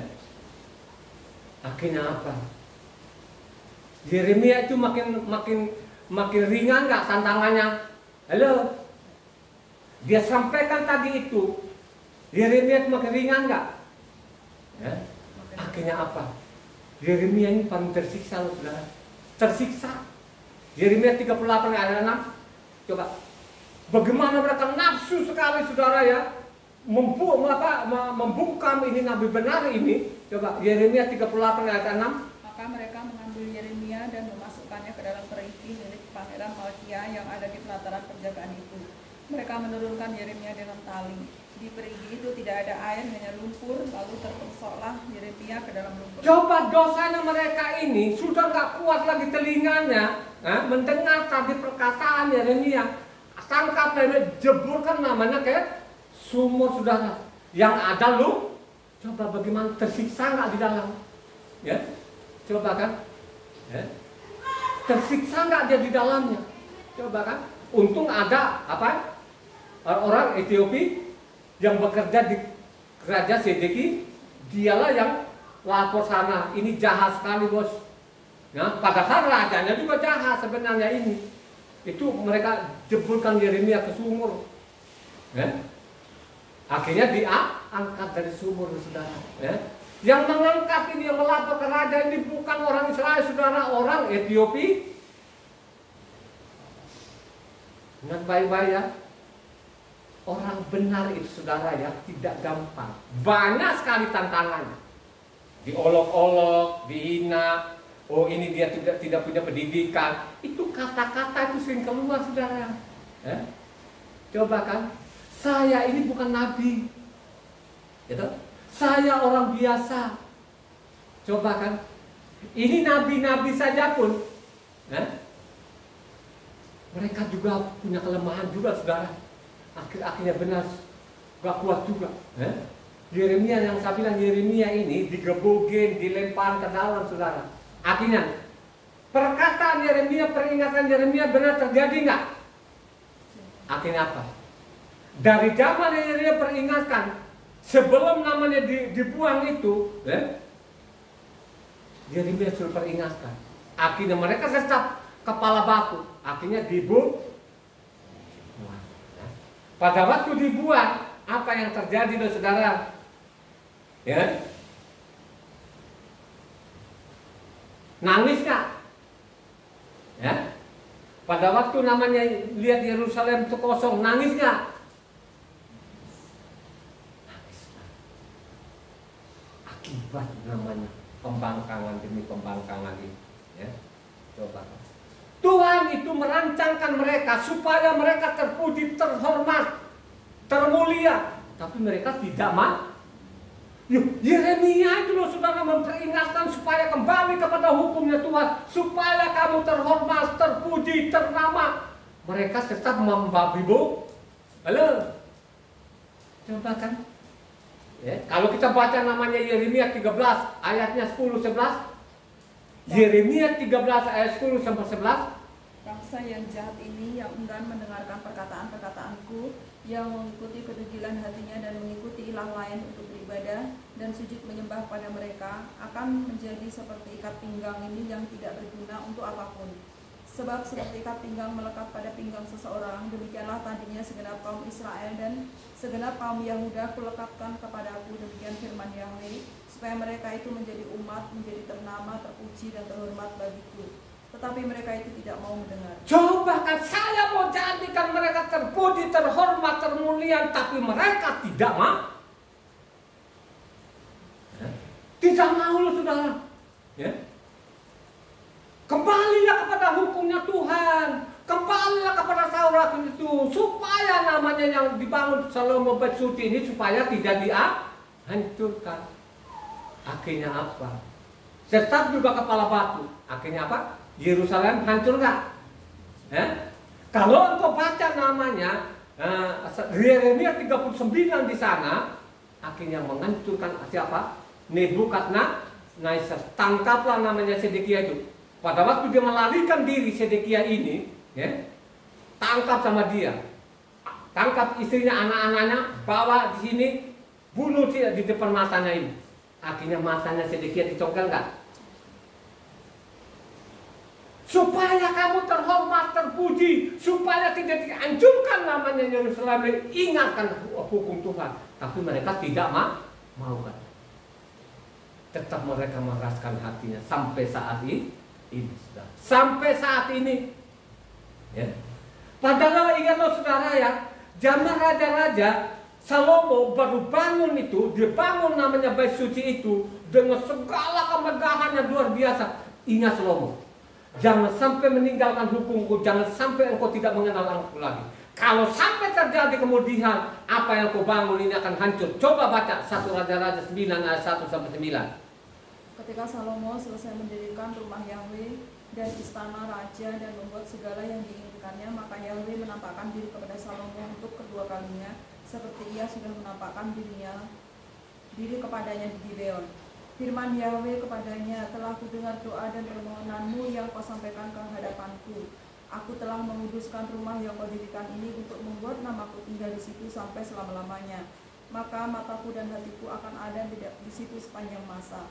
Mengenai engkau, jika engkau hidup di hadapanku sama seperti Daud ayahmu, dengan tulus hati dan dengan benar, dan berbuat sesuai dengan segala yang kuperintahkan kepadamu, dan jika engkau tetap mengikuti segala ketetapan dan peraturanku, maka aku akan meneguhkan tahta kerajaanmu atas Israel untuk selama-lamanya, seperti yang telah kujanjikan kepada Daud ayahmu.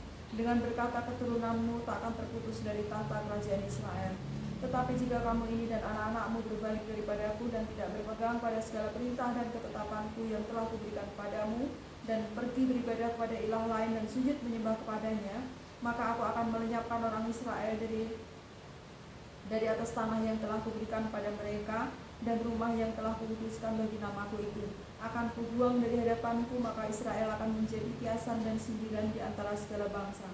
Dan rumah ini akan menjadi reruntuhan, sehingga setiap orang yang lewat akan tertegun bersulit dan berkata, apakah sebabnya Yahweh berbuat demikian kepada negeri ini dan kepada rumah ini?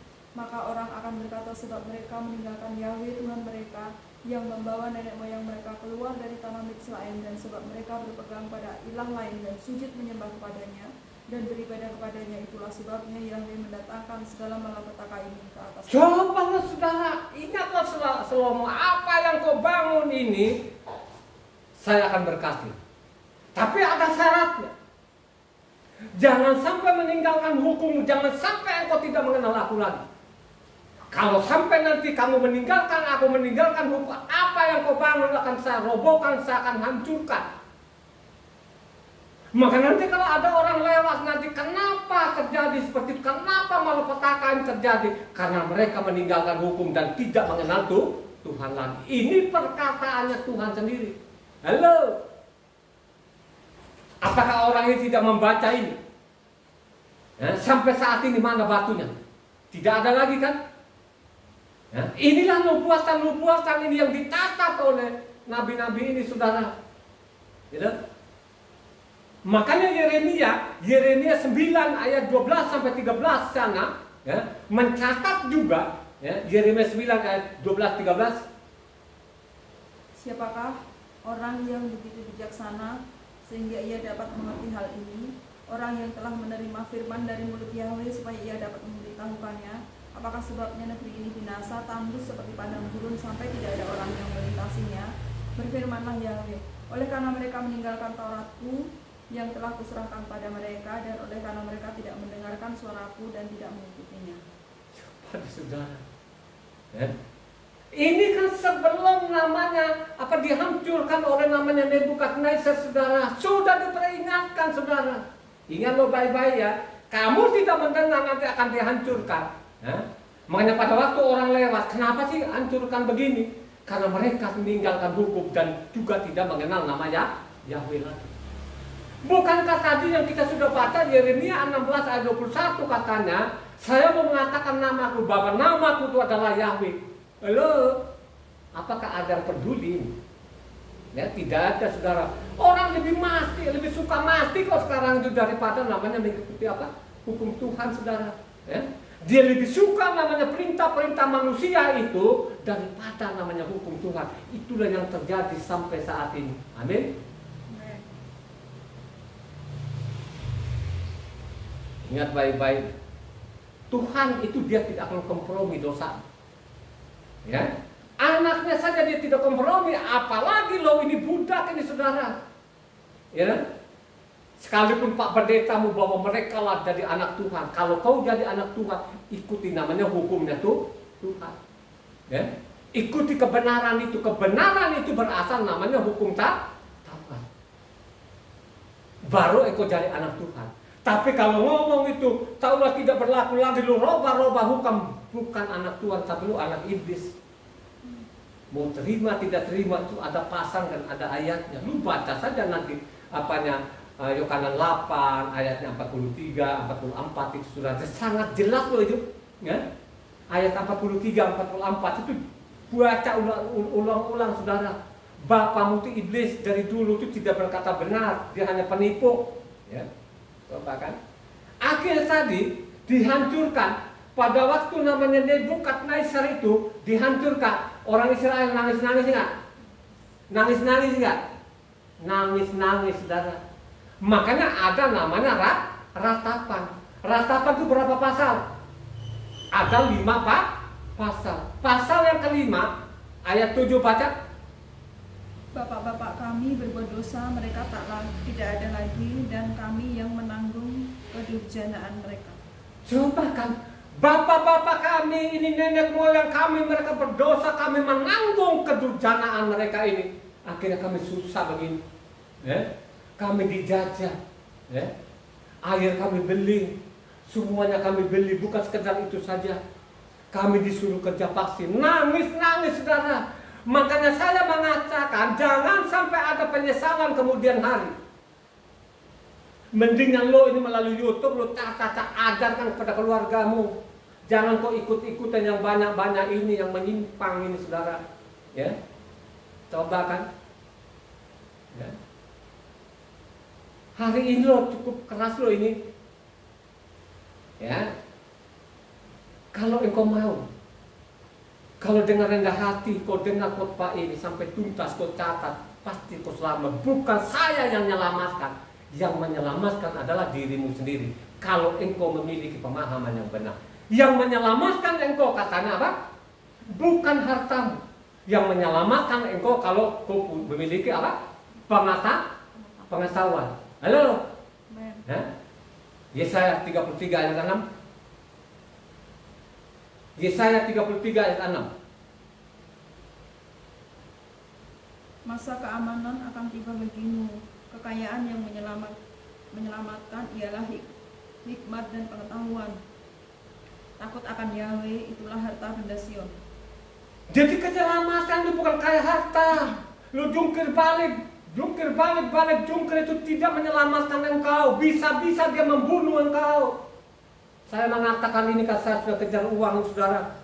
Bertahun-tahun saya sabar sampai Merauke, saya kejar itu uang. Bukan uang menyelamatkan, jadi uang juga bisa membunuh kita saudara. Ya? Coba kan banyak orang namanya masuk penjara gara-gara uang juga saudara. Coba kita lihat yang korupsi itu. Coba kan dia tidak pernah ada puas dalam hidupnya. Uangnya sudah tumpuk-tumpuk tapi tidak ada puasnya. Ya? Coba kita lihat orang-orang narkoba itu uangnya sudah banyak tapi tidak ada puas dalam hidupnya. Ya. Aku merasakan itu saudara.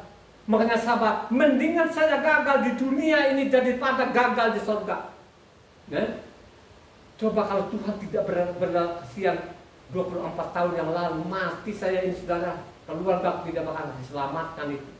Sekalipun nanti Pak Pendetanya pada waktu kita makan, dia datang dengan jasnya dan lain sebagainya. Oh, dia sudah meninggalkan dunia yang fana. Ya? Dia ada pangkuan dengan Bapak. Oh, pangkuan Bapak, orang narkoba, berzina, segala macam itu saudara. Kenapa seperti itu? Karena uang juga saudara. Ya? Coba. Uang ini kita pegang tidak hati-hati, dia bisa membunuh loh saudara. Uang itu bisa menyenangkan dan juga bisa menyusahkan, saudara. Berapa orang yang masuk penjara itu? Coba kan, korupsi. Coba kan, lihat kan zaman Jokowi ini kan, saudara, itu triliun-triliun rupiah mereka hampur-hampurkan, saudara. Coba. Apakah itu orang kekurangan uang? Banyak uang tapi tidak puas-puas juga. Akhirnya masuk penjara. Menterinya masuk penjara. Coba. Padahal menterinya itu sudah orang kaya awalnya. Tidak puas juga, garuk-garuk lagi, saudara. Apakah orang penjara ada agama yang woi, salibnya besar banget, saudara. Di rumah-rumahnya itu salibnya besar-besar. Mungkin di dadanya juga dia taruh juga salib-salibnya, saudara. Kenapa seperti itu? Karena mereka tidak pernah mau menyelidiki kitab suci itu. Hanya dia cari uang dari pagi sampai pagi, saudara. Dengan begitu nanti akan dia selamat, nanti dia akan senang, masuk surga. Bacalah kitab suci dengan benar. Yang menyelamatkan engkau bukan karena uang, tapi yang menyelamatkan engkau kalau engkau memiliki pemahaman yang benar. Takut akan Tuhan itu apa prakteknya? Takut akan Tuhan itu jangan engkau menyimpang dari hukumnya Tuhan. Itu takut kepada Tuhan. Amin. Nangis. Kedurjanaan nenek moyang kami akan kami tanggung, katanya Prastap sana. Prastap kan nangis kan, aduh, kenapa kita begini gitu. Karena termasuk juga dianya juga ini yang nangis ini. Coba, saudara, akhirnya penyesalan kemudian. Makanya saya bilang kan ini pendengar jangan kau nafsu. Marilah kau rendah hati, kau baca kitab suci dengan benar, sehingga kau tidak ditipu dari mimbar itu.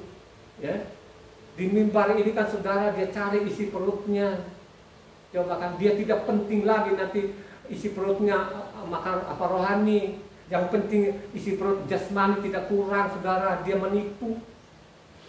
Yang tidak ada tasar, kan dia berteriak-teriak dari mimbar, dia ngajari orang, akhirnya dia bunuh orang, sekian orang. Makanya saya mengatakan ini kitab ini kan dari Eropa.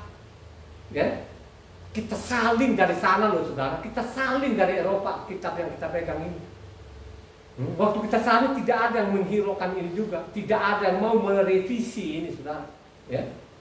Makanya saya bilang itu betul namanya perjanjian baru. Betul, perjanjian baru. Bukan perjanjian baru dari Tuhan. Ini perjanjian dari Eropa sana.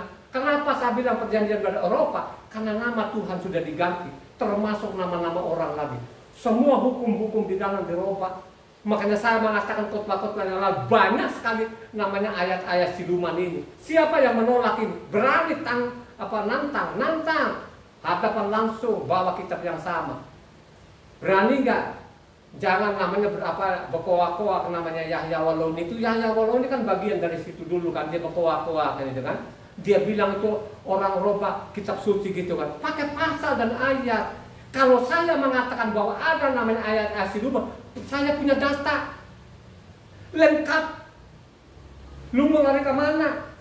Kenapa saya lengkap? Karena saya baca dari Matitia sampai Wahyu itu, sampai Wahyu itu, saudara, itu paling 4 hari sudah selesai saya baca. Dari Matitia sampai Wahyu saya baca 4 hari. Dengan orang yang tidak baca gimana? Coba kan, siapa yang menantang itu yang di mimbar-mimbar yang berderet-deret, nantang aja, nantang.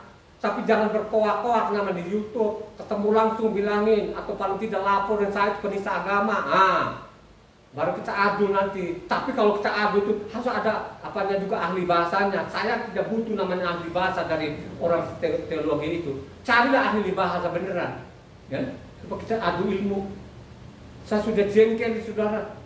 Bertahun-tahun saya teliti itu sudah banyak keluarga yang mati, konyol lucu, saudara.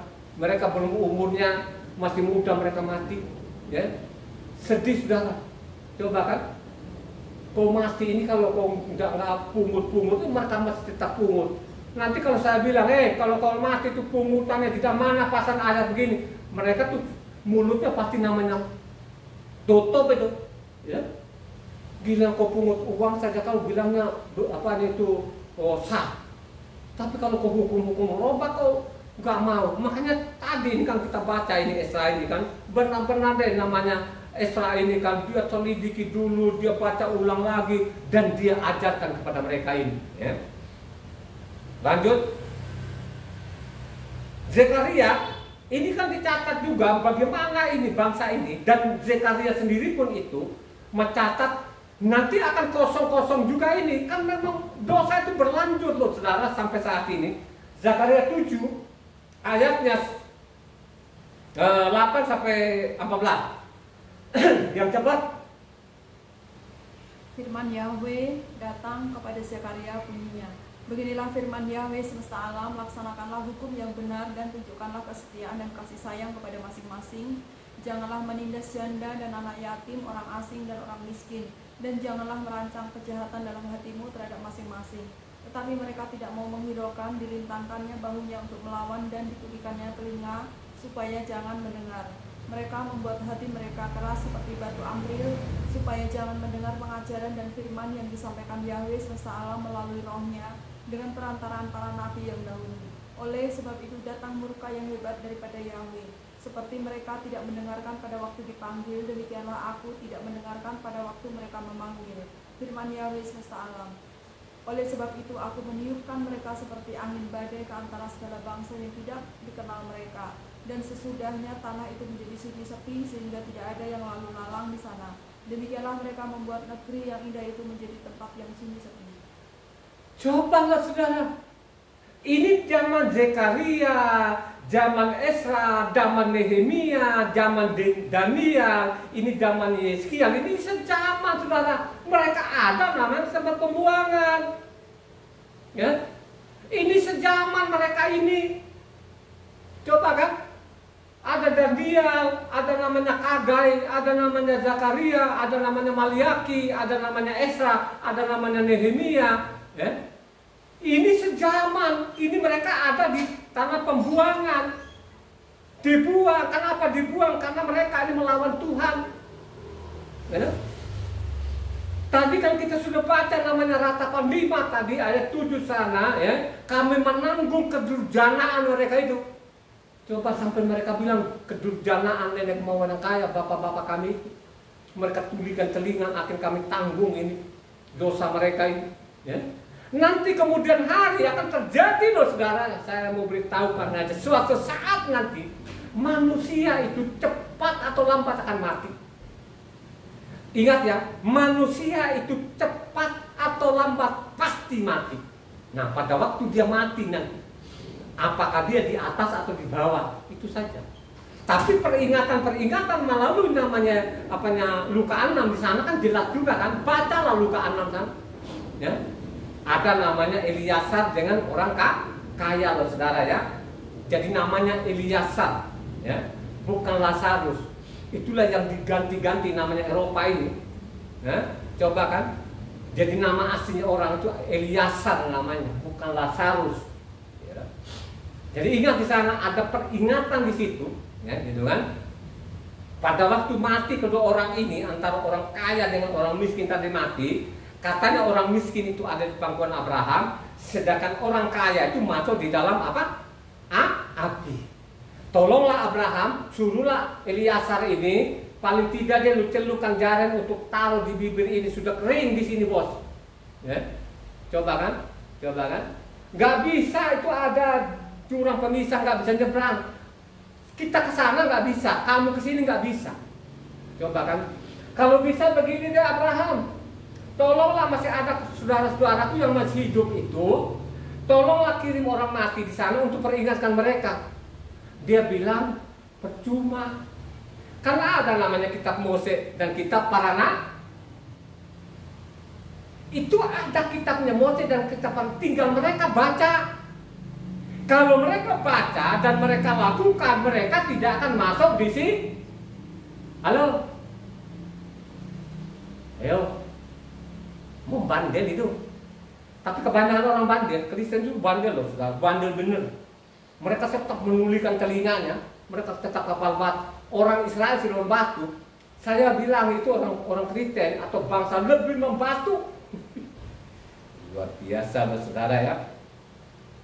Ini Nehemia itu memohon-mohon deh. Dia mengaku dosanya, nenek moyangnya, perbuatan mereka, akhirnya kami dibuang dan lain sebagainya. Ini Nehemia, ya. Ini kan saya mengatakan tadi. Apanya Esra, tahun ke-7 namanya apa? Raja Artasasta. 20 tahun kemudian baru nyusulnya namanya siapa? Apa? Nehemia. Kalau kau baca namanya Nehemia 2 di sana kan kelihatan kan dia pulang kan dengan 2 itu kan. Pada waktu itu dia berdoa, kan akhirnya dia menghadap. Kenapa kau sedih-sedih begini, kata Artasasta. Bagaimana gua nggak sedih, bos? Itu di sana Yerusalem pagannya sudah hancur.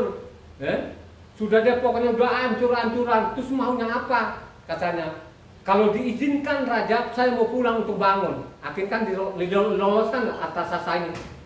Jadi sejaman ya antara Esra dengan Nehemia. Nehemia 1 ayat 5 sampai 11. Nehemia 1 ayat 5 sampai 11. Perhatikan di sini bagaimana dia sadar diri namanya Nehemia ini, bupati yang benar ini, ya. Kataku, ya Yahweh, Elohim semesta alam, Elohim yang maha besar dan dahsyat, yang berpegang pada perjanjian dan kasih setianya terhadap orang yang kasih kepadanya dan tetap mengikuti perintah-perintahnya. Berilah telingamu dan bukalah matamu dan dengarkanlah doa hambamu yang sekarang kupanjatkan kehadiratmu siang dan malam bagi orang Israel, hamba-hambamu itu, dengan mengaku segala dosa yang kami orang Israel telah lakukan terhadapmu. Juga aku dan kaum keluargaku telah berbuat dosa. Kami telah sangat bersalah terhadapmu dan tidak mengikuti perintah-perintah, ketetapan-ketetapan dan peraturan-peraturan yang telah kau perintahkan kepada Mose hambamu itu. Ingatlah akan firman yang kau pesan pada Mose hambamu itu, yakni, bila kamu berubah setia, kamu akan kucerai-beraikan di antara bangsa-bangsa. Tetapi bila kamu berbalik kepadaku dan tetap mengikuti perintahku serta melakukannya, maka sekalipun orang-orang buangan ada di ujung langit, akan kukumpulkan mereka kembali dan kubawa ke tempat yang telah kupilih untuk membuat namaku diam di sana. Coba saudara, dia sadar benar Nehemia ini bagaimana nenek moyangnya ini sampai dibuang ke Babel ini, itu karena dosa-dosa mereka meninggalkan hukumnya tuh Tuhan. Ya. Tapi ingat loh Tuhan, kalau sampai kami sadar seperti saya sadar ini Tuhan, maka Engkau akan mendengarkan. Makanya sekalipun di ujung bumi sana akan dikumpulkan. Makanya penting sekali seorang pembaca itu, kalau bacalah namanya Imamat 26, dibaca tuntas karena ada kutuk, berkat dan kutuk, maupun Ulangan 28 di sana ada namanya berkat dan ada kutuk, saudara. Ya. Kalau sadar nanti sadar kembali mengaku dosamu sekalipun di ujung langit, kumpulkanlah lagi, saudara. Ini untuk mereka, ya. Dan dia mohon, akhirnya dia menghadap namanya apa? Kepada siapa? Kepada Artasasta, saudara. Tahun ke-20 pemerintahan Raja Artasasta itulah namanya Nehemia kembali ke Yerusalem sebagai namanya bupati, saudara. Ya. Coba kan dari tahun 20 sampai kurang lebih 12 tahun itu, ya, dia jadi bupati loh, saudara. Ya. Dia jadi bupati. Namanya Nehemia ini. Makanya Nehemia itu ada 13 pasal. Makanya kamu harus baca tuntas. Karena Nehemia ini tidak terima upah. Dia tidak terima gaji. Jadi bupati gratis. Ya, kalau sekarang itu mana ada pendeta yang gratis. Kadang-kadang dia paksa jemaatnya minta persembahan. Coba kan mau saya bilang isi perut. Makanya Tuhan mereka adalah isi perutnya. Ya, coba kan mana kita ketemu lagi di mimbar-mimbar yang berkata benar, yang sesuai kita, kagak ada. Mau nantang itu, ya, coba deh. Ya. Kalau kau nantang itu, ya itu tadi, ya Waloni itulah, dia kan teriak-teriakan di YouTube itu, ya. Itu kan orang-orang dongo awalnya akan begitu aja. Terus yang dia hadapin juga sama-sama dongonya, ya. Coba kalau orang-orang pembaca ini, ya, yang membaca setiap hari, ayo pakai pasal dan ayat, itu baru, jangan kata-katanya. Kalau menghadapin yang ada sekarang di mimbar itu, aduh, ya. terlalu kecil. Saya mengatakan saya sudah persiapkan saudara, ada pasal dan ada ayatnya. Makanya kalau ada orang di YouTube kan ada yang komentar-komentar dulu. Kita kejar pakai pasal dan ayat, kabur dia, nggak nongol-nongol lagi coba. Ya. Kita nggak mau katanya, kita pakai data, ya. Jadi ada dalilnya. Jadi kita pakai dalil loh saudara ya, bukan pakai katanya, ya. Coba. Jadi pada waktu dia mengaku dosa, ya, sadar betul-betul kami ada di sini itu karena kami meninggalkan hukum Tuhan. Tapi kalau kami berbalik, tolong mendengarkan Tuhan. Akhirnya apa? Dia loloskan nggak supaya kembali ke Yerusalem oleh Nehemia ini? Akhirnya diloloskan. Makanya pada waktu mengajak orang-orang ini, Nehemia berusaha sungguh-sungguh supaya orang kembali kepada hukumnya Tuhan. Dan di situ dicatat juga namanya Nehemia 9 ayat 1 2. Tapi baca lengkap loh ya. Jadi saya sarankan kepada namanya jemaat maupun pendengar di luar itu, ini dibaca lengkap namanya Nehemia 9 ini, ya. Karena disitulah mereka mengaku dosa, mereka di situ tanda tangan di atas materai, ya. Kalau kau baca namanya Nehemia 9 maupun Nehemia 10 itu harus dibaca lengkap, ya. Karena mereka di situ tanda tangan, termasuk juga Daniel itu, dia buku tanda tangannya. Kalau kita baca namanya Nehemia 10 itu, ya, mereka tanda tangan di atas materai, mereka kembali kepada hukumnya Tuhan. Coba baca namanya Nehemia 9 ayatnya 1-2. Pada hari yang ke-24 bulan itu berkumpullah orang Israel dan berpuasa dengan mengenakan kain kapu dan dengan tanah di kepala. Keturunan orang Israel memisahkan diri dari semua orang asing, lalu berdiri di tempatnya dan mengaku dosa mereka dan kesalahan nenek moyang mereka. Coba. Jadi mereka mengaku dosa tapi baca selengkapnya. Jadi baca nanti sasaran kepada jemaat. Itu baca lengkap namanya Nehemia 9 maupun Nehemia 10 karena mereka tanda tangan di atas materai, ya. Mereka akan mau kembali kepada hukum-hukumnya Tuhan. Tapi kan berjalanlah waktu lagi, beberapa tahun kemudian mereka mulai menyimpang lagi. Apa Nehemia 13 ayatnya 4-10.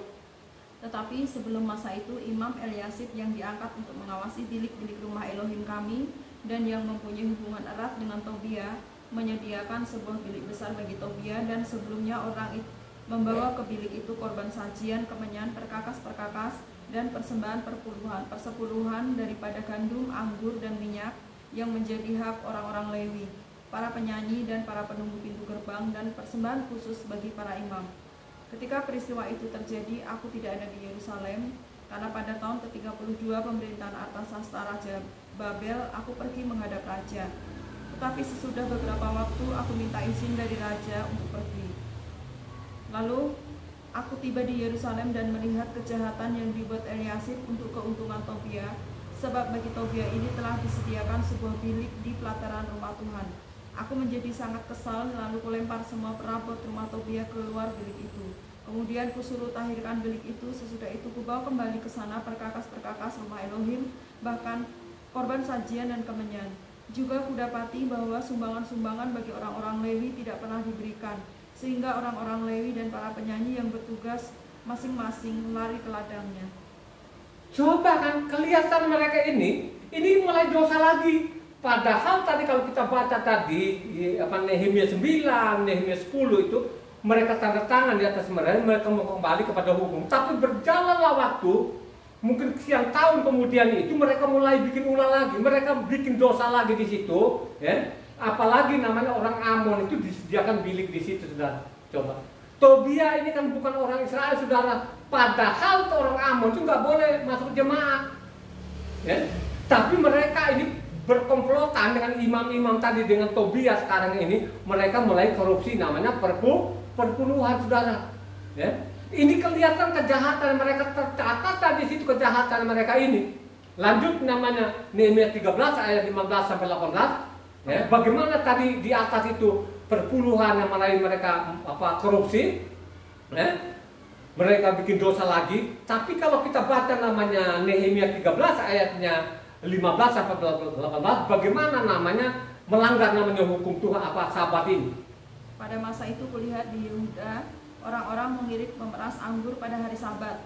Pula orang-orang yang membawa berkas-berkas gandum dan memuatnya di atas keledai juga anggur, buah anggur, dan buah ara, dan berbagai buatan yang mereka bawa ke Yerusalem pada hari Sabat.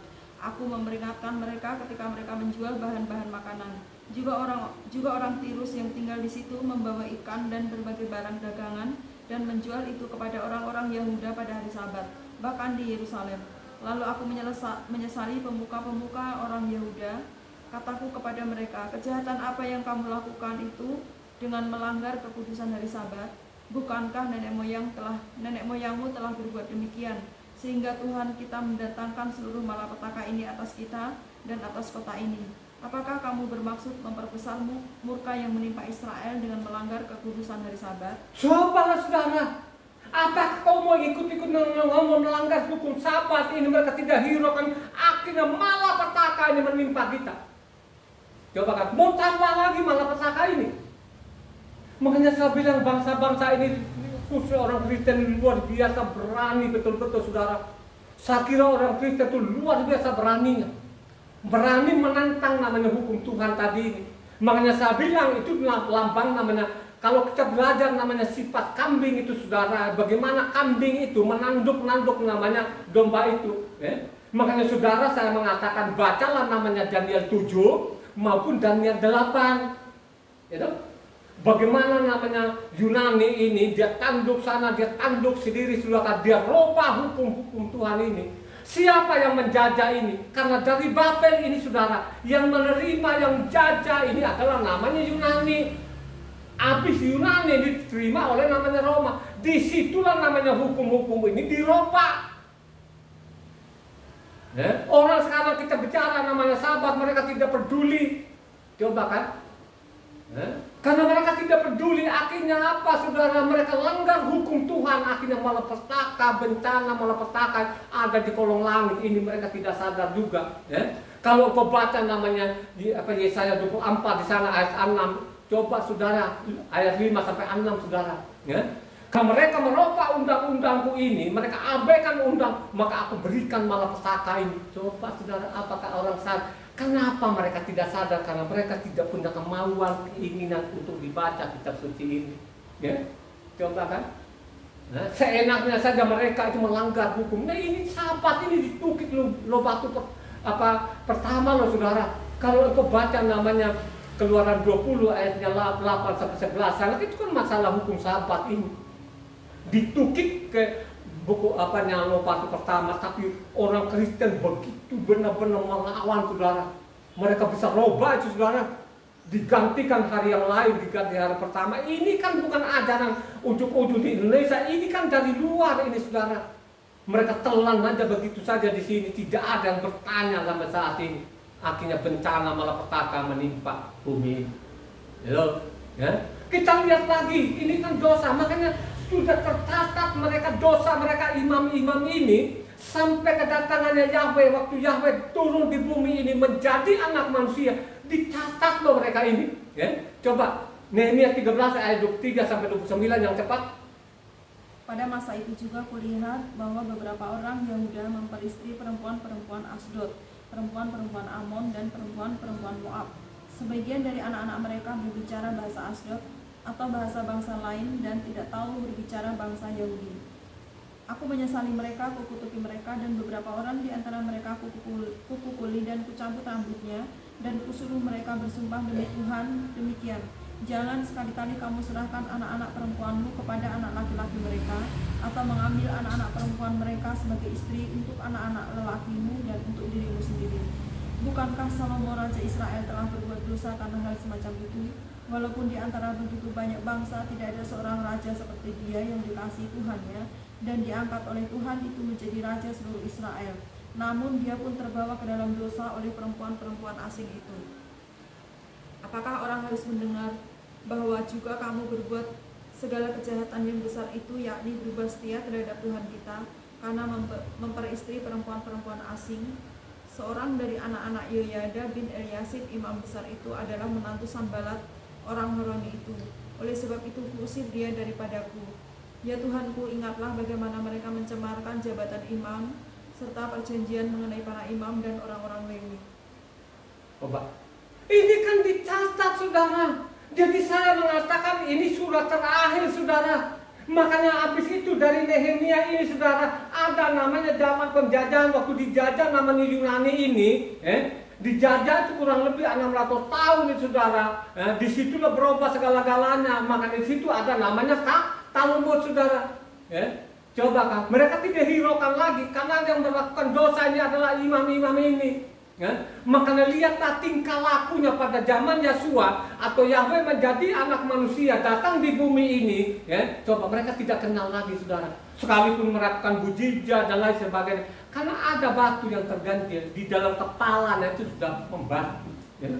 Makanya dia mengatakan, celakalah kamu ahli-ahli Taurat, kamu mencari menobatkan satu orang untuk jadi pengikut agamamu, akhirnya dia lebih jahat dari kamu, katanya. Coba Matitia 23 ayat 15. Celakalah kamu, hai ahli-ahli Taurat dan orang-orang Farisi, hai kamu orang-orang munafik, sebab kamu mengarungi lautan dan menjelajah daratan untuk mentobatkan satu orang saja menjadi penganut agamamu, dan sesudah ia bertobat, kamu menjadikan dia orang neraka yang 2 kali lebih jahat daripada kamu sendiri. Cobalah saudara, hai kamu ahli Taurat bukan ahli seperti Indonesia ini, nggak ada apa-apanya saudara. Coba kan mungkin isi kitab suci itu mereka hafal saudara. Hanya sekedar hafal, mereka lebih suka namanya perintah manusia daripada perintahku ini. Kamu berusaha, kamu menyeberang laut, untuk menobatkan satu orang menjadi pengikut agamamu, akhirnya dia lebih jahat dari kalian ini. Coba, kenapa kata-kata ini terucap? Karena sudah meninggalkan hukum. Tidak ada lagi yang melakukan hukumnya Tuhan. Karena terbacalah di situ, kalau kau baca namanya Yohanan 7 ayat 19. Karena mereka tidak mau hiraukan ini lagi. Coba kan, tadi kan namanya imam-imam tadi menyimpang sampai Yesua atau Yahweh datang di bumi ini sebagai manusia ini, mereka menyimpang ini saudara. Yohanan 7 ayatnya 19. Bukankah Mose yang telah memberikan hukum Taurat kepadamu, namun tidak seorang pun di antara kamu yang melakukan hukum Taurat itu? Mengapa kamu berusaha membunuh aku? Coba kan tidak ada satu orang pun sampai saat ini yang melakukan ini. Kamu yang jahat-jahat itu. Makanya perlu sekali saudara itu membaca namanya Matitia 23 ini. Itu Matitia 23 itu tidak bicara namanya orang asing. Bicara kepada namanya orang-orang Israel ini, bicara kepada imam-imam ini yang menyimpang ini. Coba kan, mereka pakai Talmud itu, dikira Talmudnya itu menyelamatkan, justru Talmud itulah yang bikin menghancur, jadi hancur namanya Yerusalem. Pada waktu dihancurkan itu, Kaisar Titus itu Yerusalem, Talmud sudah ada belum? Halo? Jadi Talmud itu sudah ada saudara. Karena kita lihat sekarang zaman namanya Nehemia tadi 13 tadi kan kecatat itu dosanya ini imam-imam besar ini. Coba kan mereka kawin campur, mereka tidak bisa lagi bahasa Yahuda, kan begitu kan? Akhirnya Nehemia kan marah sekali gitu. Dari situlah kan tidak ada kitab-kitab lagi, sampai namanya zaman Yesua. Pada waktu dia datang ini, ternyata tidak ada lagi yang melakukan hukum tuh, mereka buang, gitu kan?